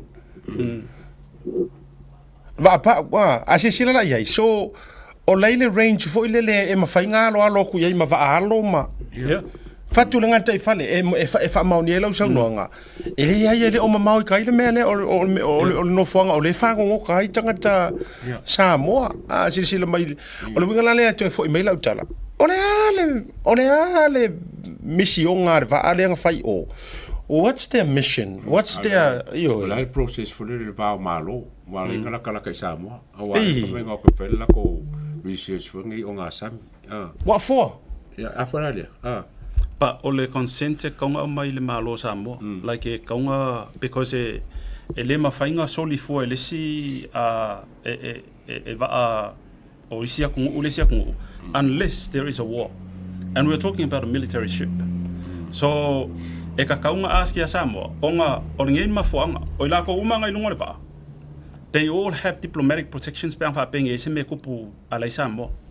In other words, ava pe fikusu lima ia kangaka ngungi sila lenga ilunga va through their military work. Ola ko uma nga run kusalanga process la ko ngoa ilalo le Ministry of Foreign Affairs. In the event something happen, I respond le malong sila se fe la ko fikfika. So le yakia nga ask New Zealand ya Samoa nga ave foila New Zealand ya Samoa le mafu anga le manga o ai e o akule va ale o. It's either that being a request Samoa. I have a suspicious, and this is my suspicious. O lenga o, because this is a diving team lenga ang New O lenga o e faile research iluma e o si sa whaka. O ngā mea laenga ngā wha ku o kupu. Ngai ke iwa iai ngisi lae kau mawhai e le pekia le soi fuar kupu o iai Samoa. O lai whangaanga lalo I underwaters. E wako ingi ni mea ko kia voile e attack ai le kupu. Which is very normal. Yeah. But ava ai le mea lenga ngoko ele va. Ele o e ka kaunga ka whao mai se va mirikeli.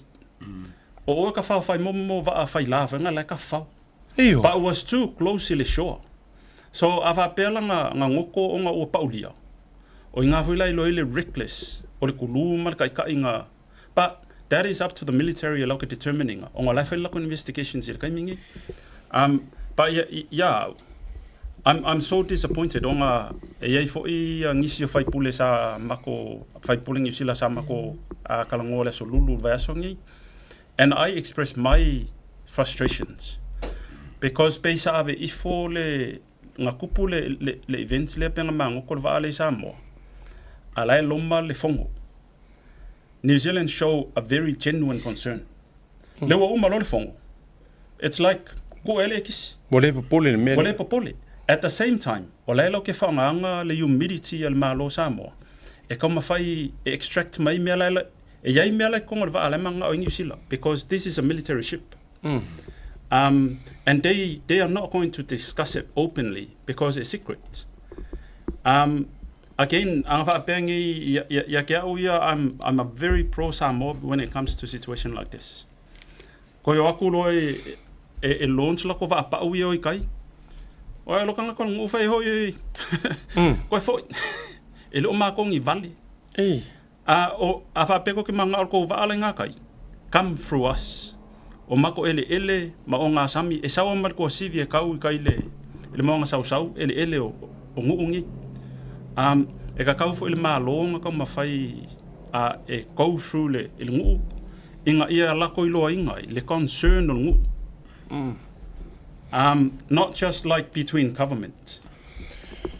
Mana ia telele le vaenga. La so finga lo le atawa ya se I vasa ia ile ya ma se ya ngi kau I fo ia mo ka mingi le fango ko ngai le o ngasa at container so me ai me fa penga wa o le ko ko fango ko ngasa mi sa ko foi ka ko pe por ka minga ma kai pe la ma ko pu fa la vele ko lu ba beo ya ai ulolba al melo ole la ofisilia la yo no ofisilingia nei tu ainga la vevea mai fa pea lo sunga sa uni wa ole vana I tulanga ngalu nga ia fa navy ma tulanga fa pea o va ye le ngoko ngei e o fo ka ko nga fangua le nga paulia nga kayo salolonga o va te tau I lo utali tonunga and correct me if I'm wrong o va te tau on a computerized o va kau ai me ser va alea which is o se kokolo e se malie o se not like the Titanic in those times o wa Hitler pro ka isa surely le yingi camera nga kai mi wa back in the days o le fa tu lautala o va ngai o va o me kau fa kongu wa it's a navy ship yeah. E le kau makea la e ka kaunga ingi fa ilo o le amule la ka kopunga ilunga fe I maingi masingi emo mai mea pa so mai wala kile le fele le yung fele ilunga mang fatu how did they not funga le miss this kind of situation ala ya uma me ko ki kau kakala yo isia masingi wa kau kakala mai pe yo meu alarm fo yo wa ngo fo ilunga ngai se sele poku ngai ke mo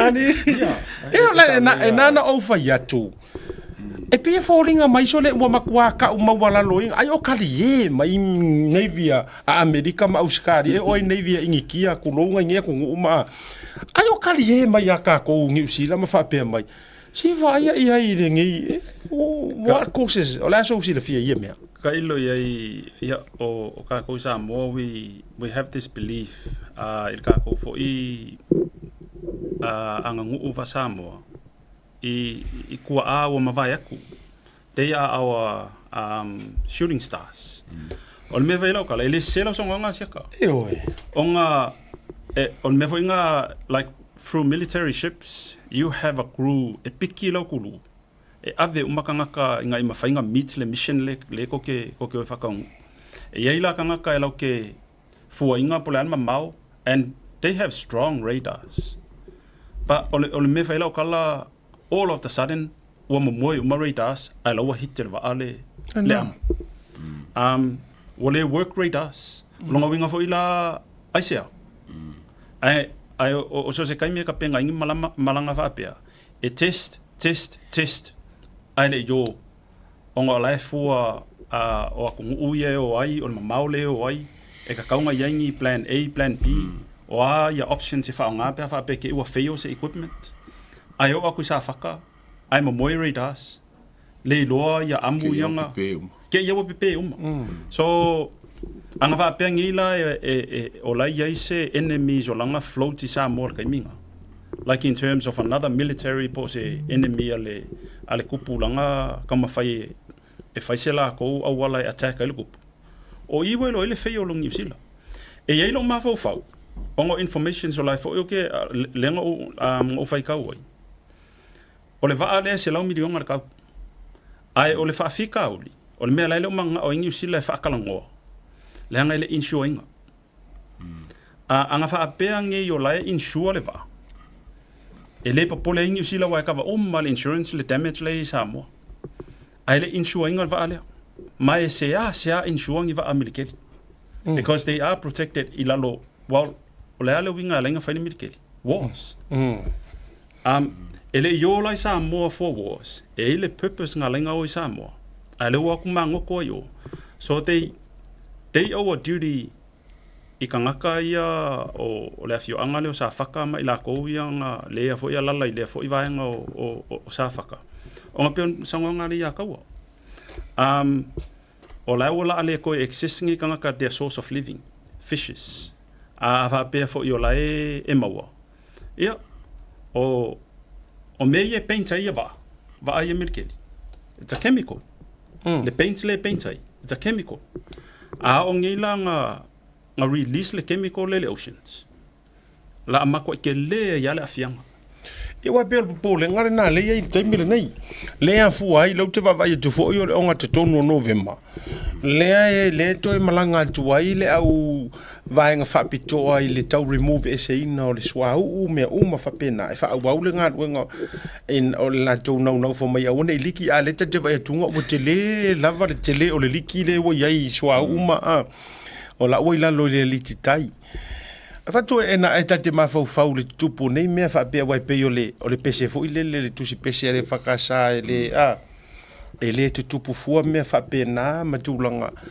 o yai le fo tulanga ya ai tatu talo si ia oni fa lave e genuine lava wa tupu fa fo se o le sime fo le bave ke le ma ko ba bave yo la fo nge le ke le ngopenga fa le kongulo fa ngoko le nei vili ba o ngale kelo mele ko kong ingi ke o so fa ia ngi se o ka fa o ngi se o ko ngol ba ke lo ye ya sa o ele po se ba ngal ku su lo nga sami a wale malanga le lo por so ngol sa ngale mu a wo sa ka fo langa sa o le kala o nga ro ngol sa ngale mu le nga fa inga le ba ma sa ka wanga ya o this is how arrogant palangias be a o ngi ngau le Pacifica sa ka kaunga la ko ka ngofi e taking ka sa moa e kongon makanga lo leo e lokio e kaidla ko this is our oceans e pay for yo o maoli ingi and o fa fika oli sei longa ela ver palang fa ko alen our culture are authentic onga e yel o ma fo sa ka kaunga ye kanga ka sa moa e fa ku ile kapkengi malauba awang i fayan ko operations ile po man ko wala fa mai o ko lu nga maka inga mango ko ka ele di mawa wa la lova longa winga fengal bengal po olai mo moe kanga kasamo are ko ke aku pisa oi o nga samio samo so in other words saka kaunga la ko respecting ya culture asamo saka kaunga la ko seeking se guidance mai le malo samo we need to take some cultural advice ongole ocean lenga ile ko ke va yaku ko se ku ka kai ilungole lunga maka fanga ma kirkilo ku it's not beyond le 12 ni ko ma so le jurisdictions samo ya me voila le europe ai vinga kau yengi singa ko kau ka palolo o le media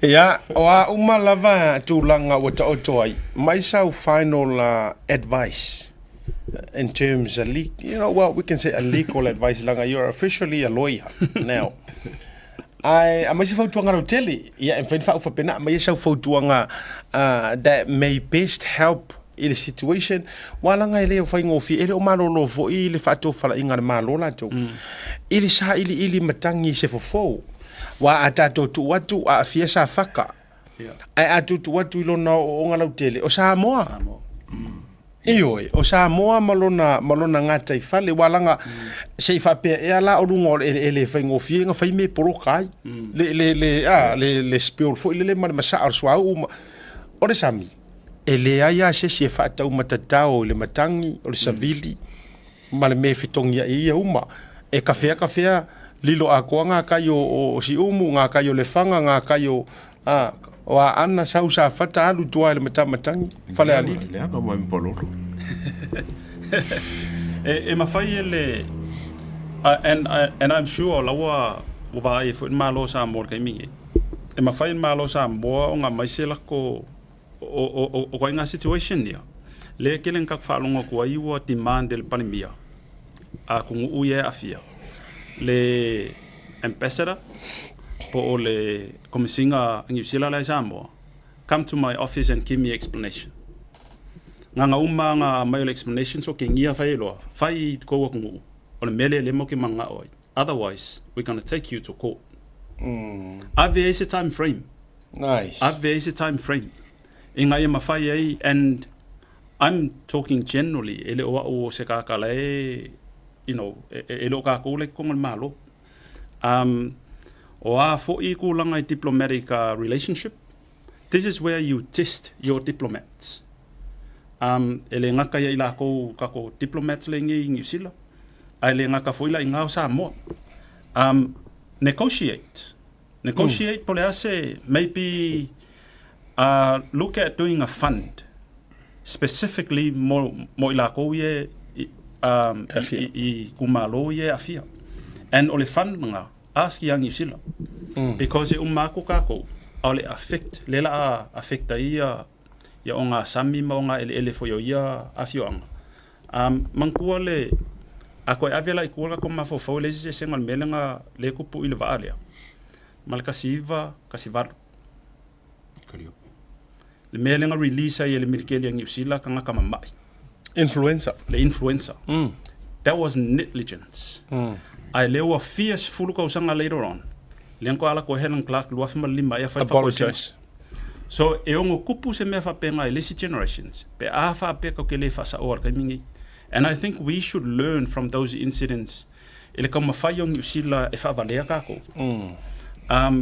it's not about fakar kali lesi yonga kupulanga o kai e kama fa ye push kami kongwangi Samoa e mafainga ave Samoa ile ko Samoa nga major decisions ile ko Samoa and negligence yang usila ave sa all international law e enforce e ka kau yang usila ngala ko mua o le arko ngwe fela ko vaara yo afa pe manga ave ese o ako ave ese pa the cost is APC pe fier ka ama faina to ave ese la to inga what do you think ama faina ave ese la to inga e yai ai kia ma fai va nga o ki pilalo ai ave ese o ngole materials le fai va ia va ia ma ko ikonka unless for ila la fa pe la ave fa mangoko ala extract umma ese ia me ka wala yekon ai ma fai because ava pe manga o e ave ese kipi e o kipi la that's where le ama ia la ko ia expert le mo meu velo underwater welder nga ola ia le kipi a ka koso mai luma nga mai ko fa fo me ngi fa nga pe ava pe manga o ingi sila ale u koso mo ia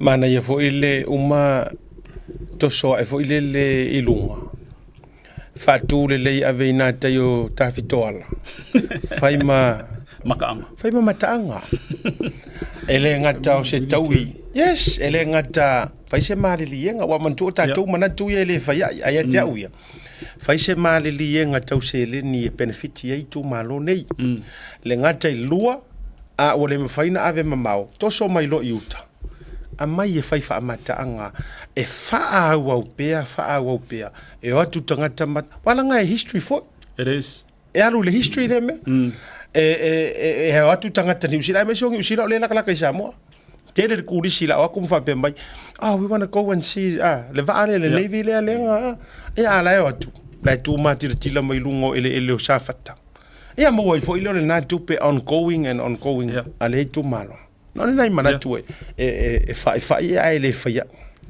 e mana ia le lausanoanga siat but ia te auia e te tau sa te tau ai le Christopher Luxon should have go and visit. Mana le si vai ngona fa fisili la matanga. O se ava no tau ore sa tau na fe ai. Pa la nga mafaianga peko solo i Samoa. Fa tu va tu fa fonga mana ia na lue. Fa si na fe lo ai tanga ma sei fai foi singa nga special trip la ya lo sila ia le mele le mangot. Fa tu fa ki se pa a vi fo foi le fateti ina ro le a nga la tainga tai pi fatanga sa e foi vai pele nga au pe ko so maritime po le pe ya o nga le o mu pe le ole vaenga fai ue a fe tatu fa soa tatu malolo le o upu fo i matala i le citizeni le tau mafai nei a ole ua mango ko mai maringi va ai Samoa e pe ana vet e asara fai vai le asara masalo because atato wo le taimi e tupu ai ona tele le o se fisiringia wa pe ole no fa tu uia o va angi o va ka kaunga camera ka mela uma pito uma e o se lata se tamai ava e makua e o pingelo e mo ka e o palolo e o ka vi o palolo ina no I ka mai ole nei ya o matua misia ai afia a levo ina ta to te vai le vai aso o le tau mafinga o le pasia ino le fitunga lona lua ya o fa be ai manisi manatu pele o se me e o le kau fa ye se pa se aikia you know and then what's your thoughts ole tulanga sitseni a tonu ele toe ele toe na tia le tulanga lo elo pasia le faitau ina lona lua to be quite honest yatea I prefer sa tau na toe fa fo you mai e te le yo le afianga o le mele ia I fai mai na o la tau na fana nau mai le altau sanga lumana and I'm sure most lawyers who see and foreshadow the future they will rather fix the problem il kaimingi ngai lo ka mafai e ku le problem se fix later on o ngin mafuanga a fa peangi o lo fai mai nga o la ko sa soifua mai le alkau sanga le la ave ye le ko fa fo sixing me mo mua o ngisi la konga lo fai langi fo long o le longa lua e ye me ka o property rights o ka ko foi la Samoa we have cultural rights a fa peangi la o le la sixingi fa ka inga o le ngo fa nga o mer kausanga le fa mer kula fong ai la le mafainga extenda ku I mafanga e o le kaimi e kalangoa I mea kau wili la fa pe ngi le kanga kala e ngofo Samoa a mai la se patol inheritance ko inga yakia a fa pe ku ka kalengi le ile ka banga yo e nga ki ngofo Samoa ke le sa right is sixing ko inga lenga ke le yo fa fikauli and that is where the solutions we prefer today will become a big problem later on. Emilio ngia iloia. So ya ke au I'm happy le o le wa makanga makala mai an mafofau ngi sila. Ile fa ngor sixing. But I'm a kind of person I prefer a wang iko yese fa fika uli long term. Onga o se fa nga fa kai mingi. Because okay lo inga le leia issues ole arise mai ngi pe afa pe ngi e kalangoa nga ila ko nga soifua mai le alkausanga la afike inga e fo ila a inga ma fa pe ya inga o ko nga ngofo New Zealand ngai la wo America le awa ye ko sik sengi ma ai le la ku ngar ko inga sa soifua mai kausanga le ngai la mawa ia afa fela ma ko Samoa longo winga finga wo fo ila Samoa ole fa fika ulinga o ke vai ia ui ele options loa ka ko taking al kaimingi it's like we prefer to settle just for the sake of nga singa mea fa ka ngu ai ma fa ai loi nga umai fo ila ia lea wa ka ko finga wai ma ko finga wai fa pe mai ang usila Ya len ko agree le in meling ava. La men ko le fai mai ai like or ke le yo le legal ramifications or le fai unga le la ye le kaiming in the future. That's what I see. Mahalo fa tai sau ni mai so fina ngalo le ata. Le ale malo si le tive ko fe ko ngale malo mo si le kaiming il ka opule. Wa foringa mai le e ka wanga ia fenga malo ka longo i ka ku pa mi mo fenga malo. E ko ku pu fo la me le nga ku pu mo. Pera le winga lo kala pere ka kau nga faile kule wala nga ola ka longo la malo sa mo i lo ka right. Wa fek lo wa faila ko kongu o lo wa ya ka u ka opule.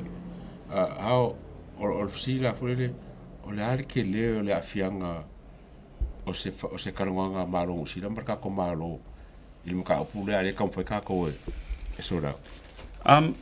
New Zealand is using their political strategy e pengifiki e New Zealand. Like I prefer a wang involved in malo samo. That's my preference. O ngel mafuanga. They would be so awkward. Pe afa pengi kalongo akung New Zealand malo samo le fionga le il palimia malang fainga malo. New Zealand will push the agenda. We know ngai ko ke concern ile movement ka ingi 56,000 kang New Zealand yo Australia. O concern na New Zealand. O la ko como fai ka 56,000 il masinga. O ngu mela e nga le fainga maua mai pe aku fa kasi ako al Pacifica for how many years yo mai ngi. And that's what I meant by New Zealand is going to use a political strategy.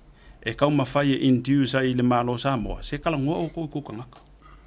Instead, our right, it is a human right. Your right to citizens is a human right as long as it's justified by law. So e ke le ia la o le afianga maka upu. Pe a faa polokiki. But as I said le aso le submissions, this is a legal issue. Legal issue onga o mafo anga wa soli New Zealand le fai unga wa contempt New Zealand fai unga le Privy Council. Wa ka ngofi New Zealand sui le kula fongo fai long kangaka ya Samoa. Ai le ave ese umala ko e lau Niue Makuka Islands. And the same instrument lenga afford ai le right o kangaka Samoa le siksingi. Lenga afia I makungu uia ko ko. And the instrument, por the legal instrument lenga saingi el grandfather of Jaws. Because of like I mean lenga King George. So Western Peters knows how to maneuver all these things. And it's just ia mawhaia inga ka whiuwhika ngaka Samoa. Onga there are cost o laiva New Zealand economic cost. Mua education, longa lua, health. E le manga o e burden le health system New Zealand ngaka Samoa. Au facility la. A oi kanga kai prefer yang New Zealand ngalako whakanganga pelau ke approvinga ia Medivac. Ngaola koua le lunga. Which is, it's their privileges I tairo ma ko finga la iai. But e kama whai ia au e manga ia vain malo Samoa whai sa o New Zealand. We respect your request to have a conversation, but we call on international law. Because when you violated the treaty, lenga ko sa inginga kasiva fikulua, the treaty not to discriminate anyone under your laws, we prefer to put up our hands and say, deal with Samoans as private citizens. Inga mawhai e yung onga whapeang New Zealand. A whapeang ia ke iwo Samoa ave ka kouliko.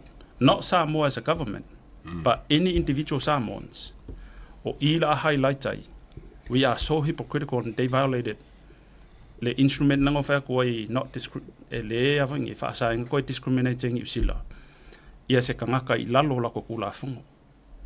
So it's up to the Samoan government, but ila uia ku lalo it shouldn't be from them. Na. Why e tau te tafa mai lava. E tau te tafa mai ta o so se whainga malo ai tūla I mai. Or kai mea ngai sui ele la ko kia ele langolangoa me whapea. Se vanga fo e whaia inga ma e aru e se marango fo. Na e toi o so fo ile o lo pu lo langolango. O la una tiro le ia taua. O wa me tonu ana le sa fai foi e le HRPP. Sa ma wa foi lo la tau vai taimi e fa sa o ai. Ai na matua musu atu la e pa fai. Le la o suilo na pulo o le o sa tato pulo lo fatas. Ko afakas. Le o tato ya afu tato alunga fatas. Por ese power, no power. Le foi la o tau la mua le vainga le. Nan o foi atu. O le foi atangia mai wala ngai o submissions in failo na lua. Ele ia submissions wa mai malo sa moa. Ia au mo la vale na tau vala mai ai. E atangia mai o la ilo la tau ma fau fa porokiki tu langa o le migrations le. Yeah. E nei te I ua avatur citizen lea. O ese mai a Samoa. Ai kukua inga o kako au wala ngā lue inga whai Samoa I poro keki makako a whato anga mawanga whapena. Ai e peo na sau noa le sunga lo ia sauni. O lea foi. O le mass migrations o leva. Yeah. O leva le nā movement. O lea ngongo ila kumu foi Samoa. Siksengi usila. Siksengi Australia, siksengi Amerika. O isi tangata na ona fio mai ina ia fatau nu o onga. Fatau nu si ia failonga mavaenga ia pe mawar siksengi.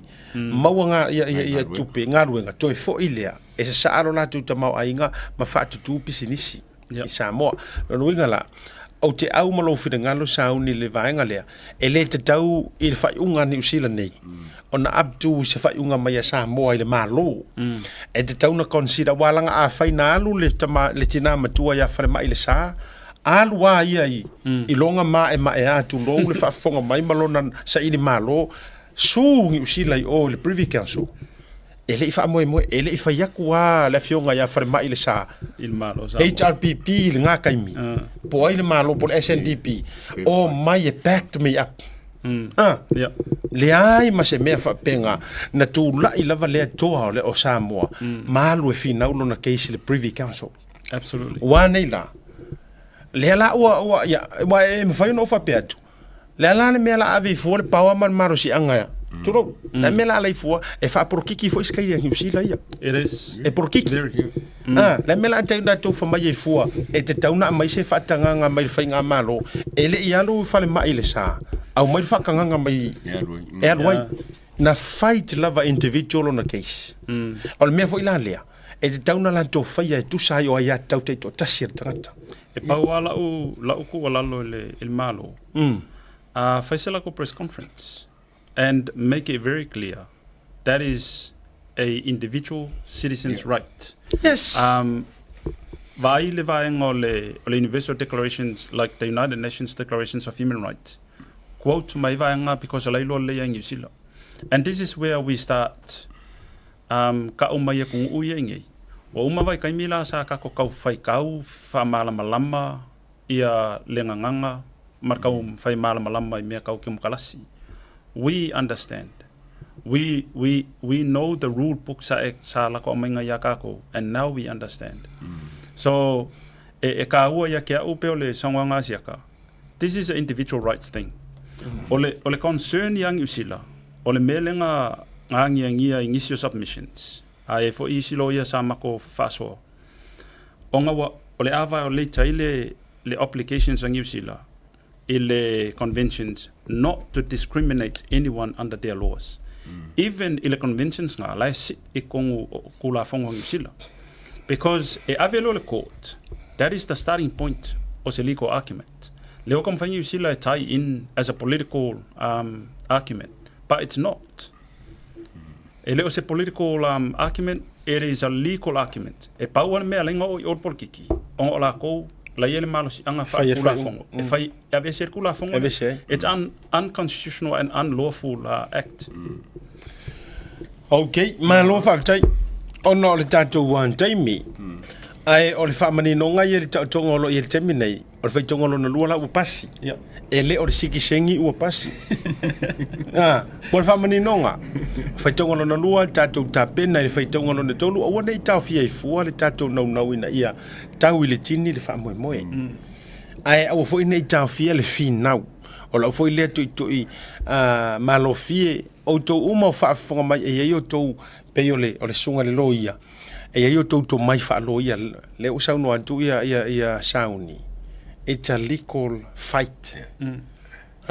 o le tatou fusuanga le o fusuanga fa le tula fono ele o se fusuanga fa por kiki wala ngor par pala yo me ye fai mai I fusuanga fa por kiki a fa vela fa fonga mai ilan to e to mai you don't have to be a lawyer a o to wo ye fa munia nga le tu ai tu langa to mai fa pitoa ma fa to fa manino mana ia le to fa tasi ma Samoa ai tatou tu le ia le maulea e longa te sia mai lo tatou wa tu no nei e mai se o Samoa ia fa I to tatou fai vaniva ngole viafi fa tai wa yo wa tele se lau sa au fai valu sunga le lo ia wa misia la vale tatou wa au yo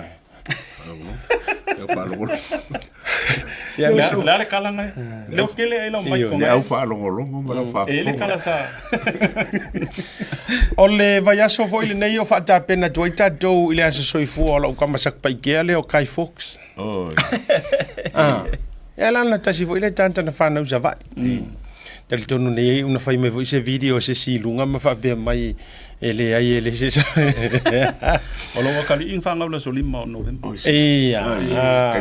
lo ngala ko nga e tauna papa le fai ngole o le olanga le le voi le pe si lo fu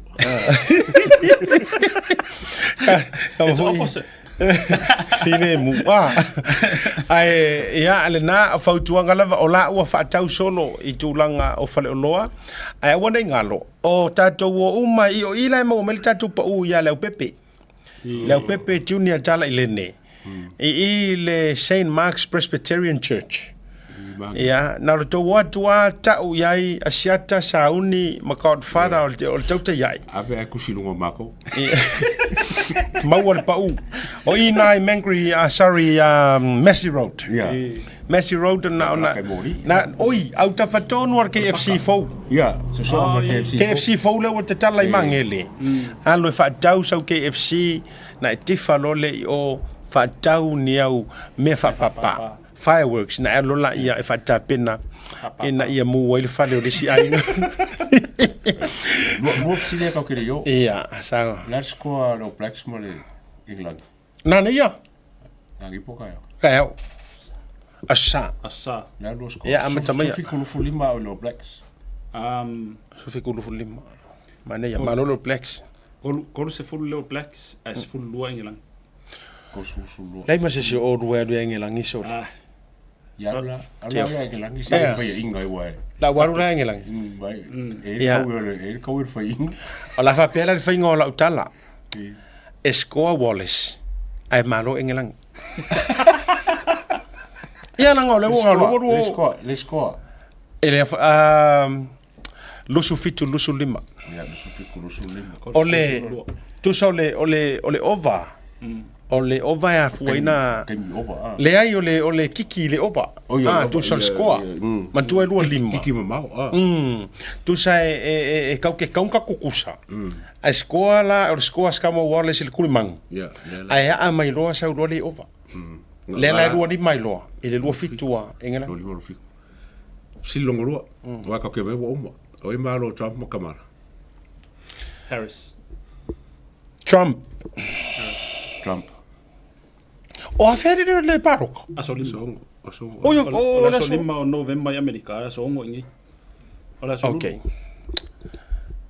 Harris yes o foi Harris o tamatai o Kamala Harris Donald Trump yeah na awani tatou vivesi ai fu ye mea ai lo no winga la afa pe manuia ia wal finga le mo le tatou fa ata pe na ngol va ya sol palota America a manuia e te la e mai lava ila e o Kamala fai velo skik dau te anu io e te la e mai a manuia walanga e te tau na isi se tu do nga tonu a manuia foi a Trump e kaulanga skai di meskai de Trump a mo nge langi kaunga skai di meskai ya Charlie ole a fekisi hoi la ke ngi o ala fa mangko fa kasin masinga lo bango lei ko sauvun masinga lei mo tau sanga foule na ai tau fai me fa uma pele tanto por kala me le oi ala ofisiria o lua to Samoa ma England wala ngai isa welo fa ofisiria pe o tai va viau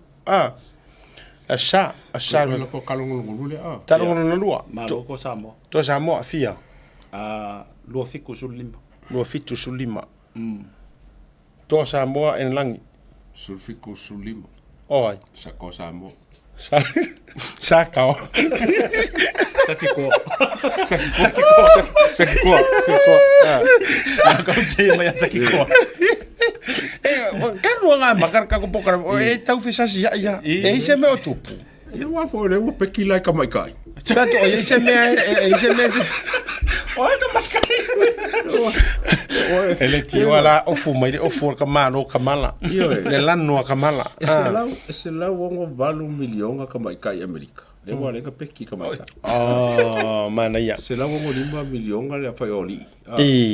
Pela le wo so. O te o awia I te tūlanga ele o sesi ai tu ya Harris ma Trump.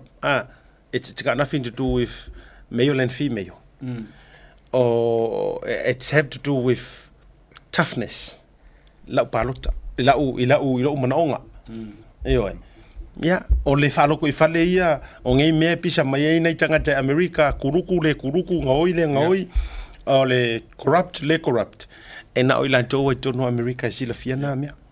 Ai o le o lo manaonga wha outsider. O lo manaonga wha outsider. Se ofo le taimi e mo isa o green card. Ona o peti wha green card, fo ila ia lea. Malo. O le si talonga tau sori kaunga ko wori mata pua o te alu ta pua I fitu Samoa. Oi so. Fele ka alo. E ai le se I vatu la o shout out le wa missi te. O le grandmother le tine le te mai tai le. So tango e vatu lunga lona swafa. E le missi mai le tato por kalame. Oi, ia karo. Le te mai tai le let me just nga maile o le granddaughter son o tu so granddaughter ale fionga ya le malu son ni pelite mai fale fa ma vai luanga pelite ta mai ta ila le la utango senda tu misa o kiki a misia kia e tu I foi lunga o le wata alo le fitu Samoa o le tene sa ta alo le kangaroo le au Australia o le Samoa ia e pe ta ila o filifili lona loto o le avelana tautua mo le fitu Samoa. O siona tua ala, alo whantu le malu, soni pelite, a mai whapitoa le request. A siata, ia ama whaiona tala awatu, e tapu ai le taalonga asiana granddaughter. Ia le tamai ta ia vane. Peo I le Mount Smart. Le la tua tulunga le anta le mo sila fia kiki a misia te au talo fai. Ia ona taulunga lo ma tu proclame. Le tau sila mai. Na kulanga le kalo. Numero tasi, o la ta le tulanga numero tasi. Fulpet. Ia le na o tau sila mai. Salta alo fo le taito fitu o te vai. Tu salta alo fo le taito fitu au se talia. Rono winga liki ko yungi ia le alo le o tato tuno. Ia ole ona la ole request na au mai.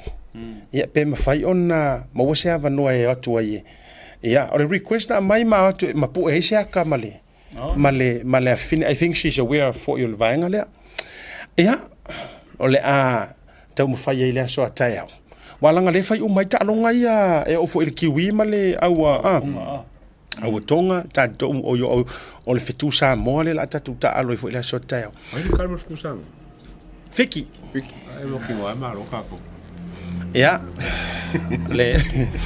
O tulanga la na o the best. Ja, ai fa afta ye fo le nei fiafi o tama fana uma Samoa o le alo fai vai ta longa le weekend te o misi ya matou. Manuia to fai. Ja. Manuia to fai a e manuia a e fo I male fia. Tapua I fo I male. Ja. Manuia le tunu. Tapua I manuia a wal tau e misa. So ye fai tala le anga pe ale manuia la au. Ioe wa ave ala ufla kuso I am forced ela waria I'm forced to support England. Kuso me tonwa pe ofengo ka miki kiki foi ya lo o le kuku mai. La na le wa ave lo la u fasko ya. Le wa ave lo la usko ya Wallace. Ya ai wa le la wa o ya langa I o I ka masa mo ka lo ngai ya England. Ya wa se la tamo o manu tuilang. Yeah, I made a best team win. Yeah. Ya matu fantu manuir weekend Samoa, enjoy your long weekend for the public servants. Samoa palangalana la toa ya falta telo lo vai so o yele il tangata leo tupu O.L.A. Brown. Yeah. E pe ya le saporu sunga sa o Hawaii. Ya. Shout out to le foi uso po le ano le tunu ya o lo mafuta mai foi ya mai se to telo tatu ngol proclame matu fatu so ifo me menu ya.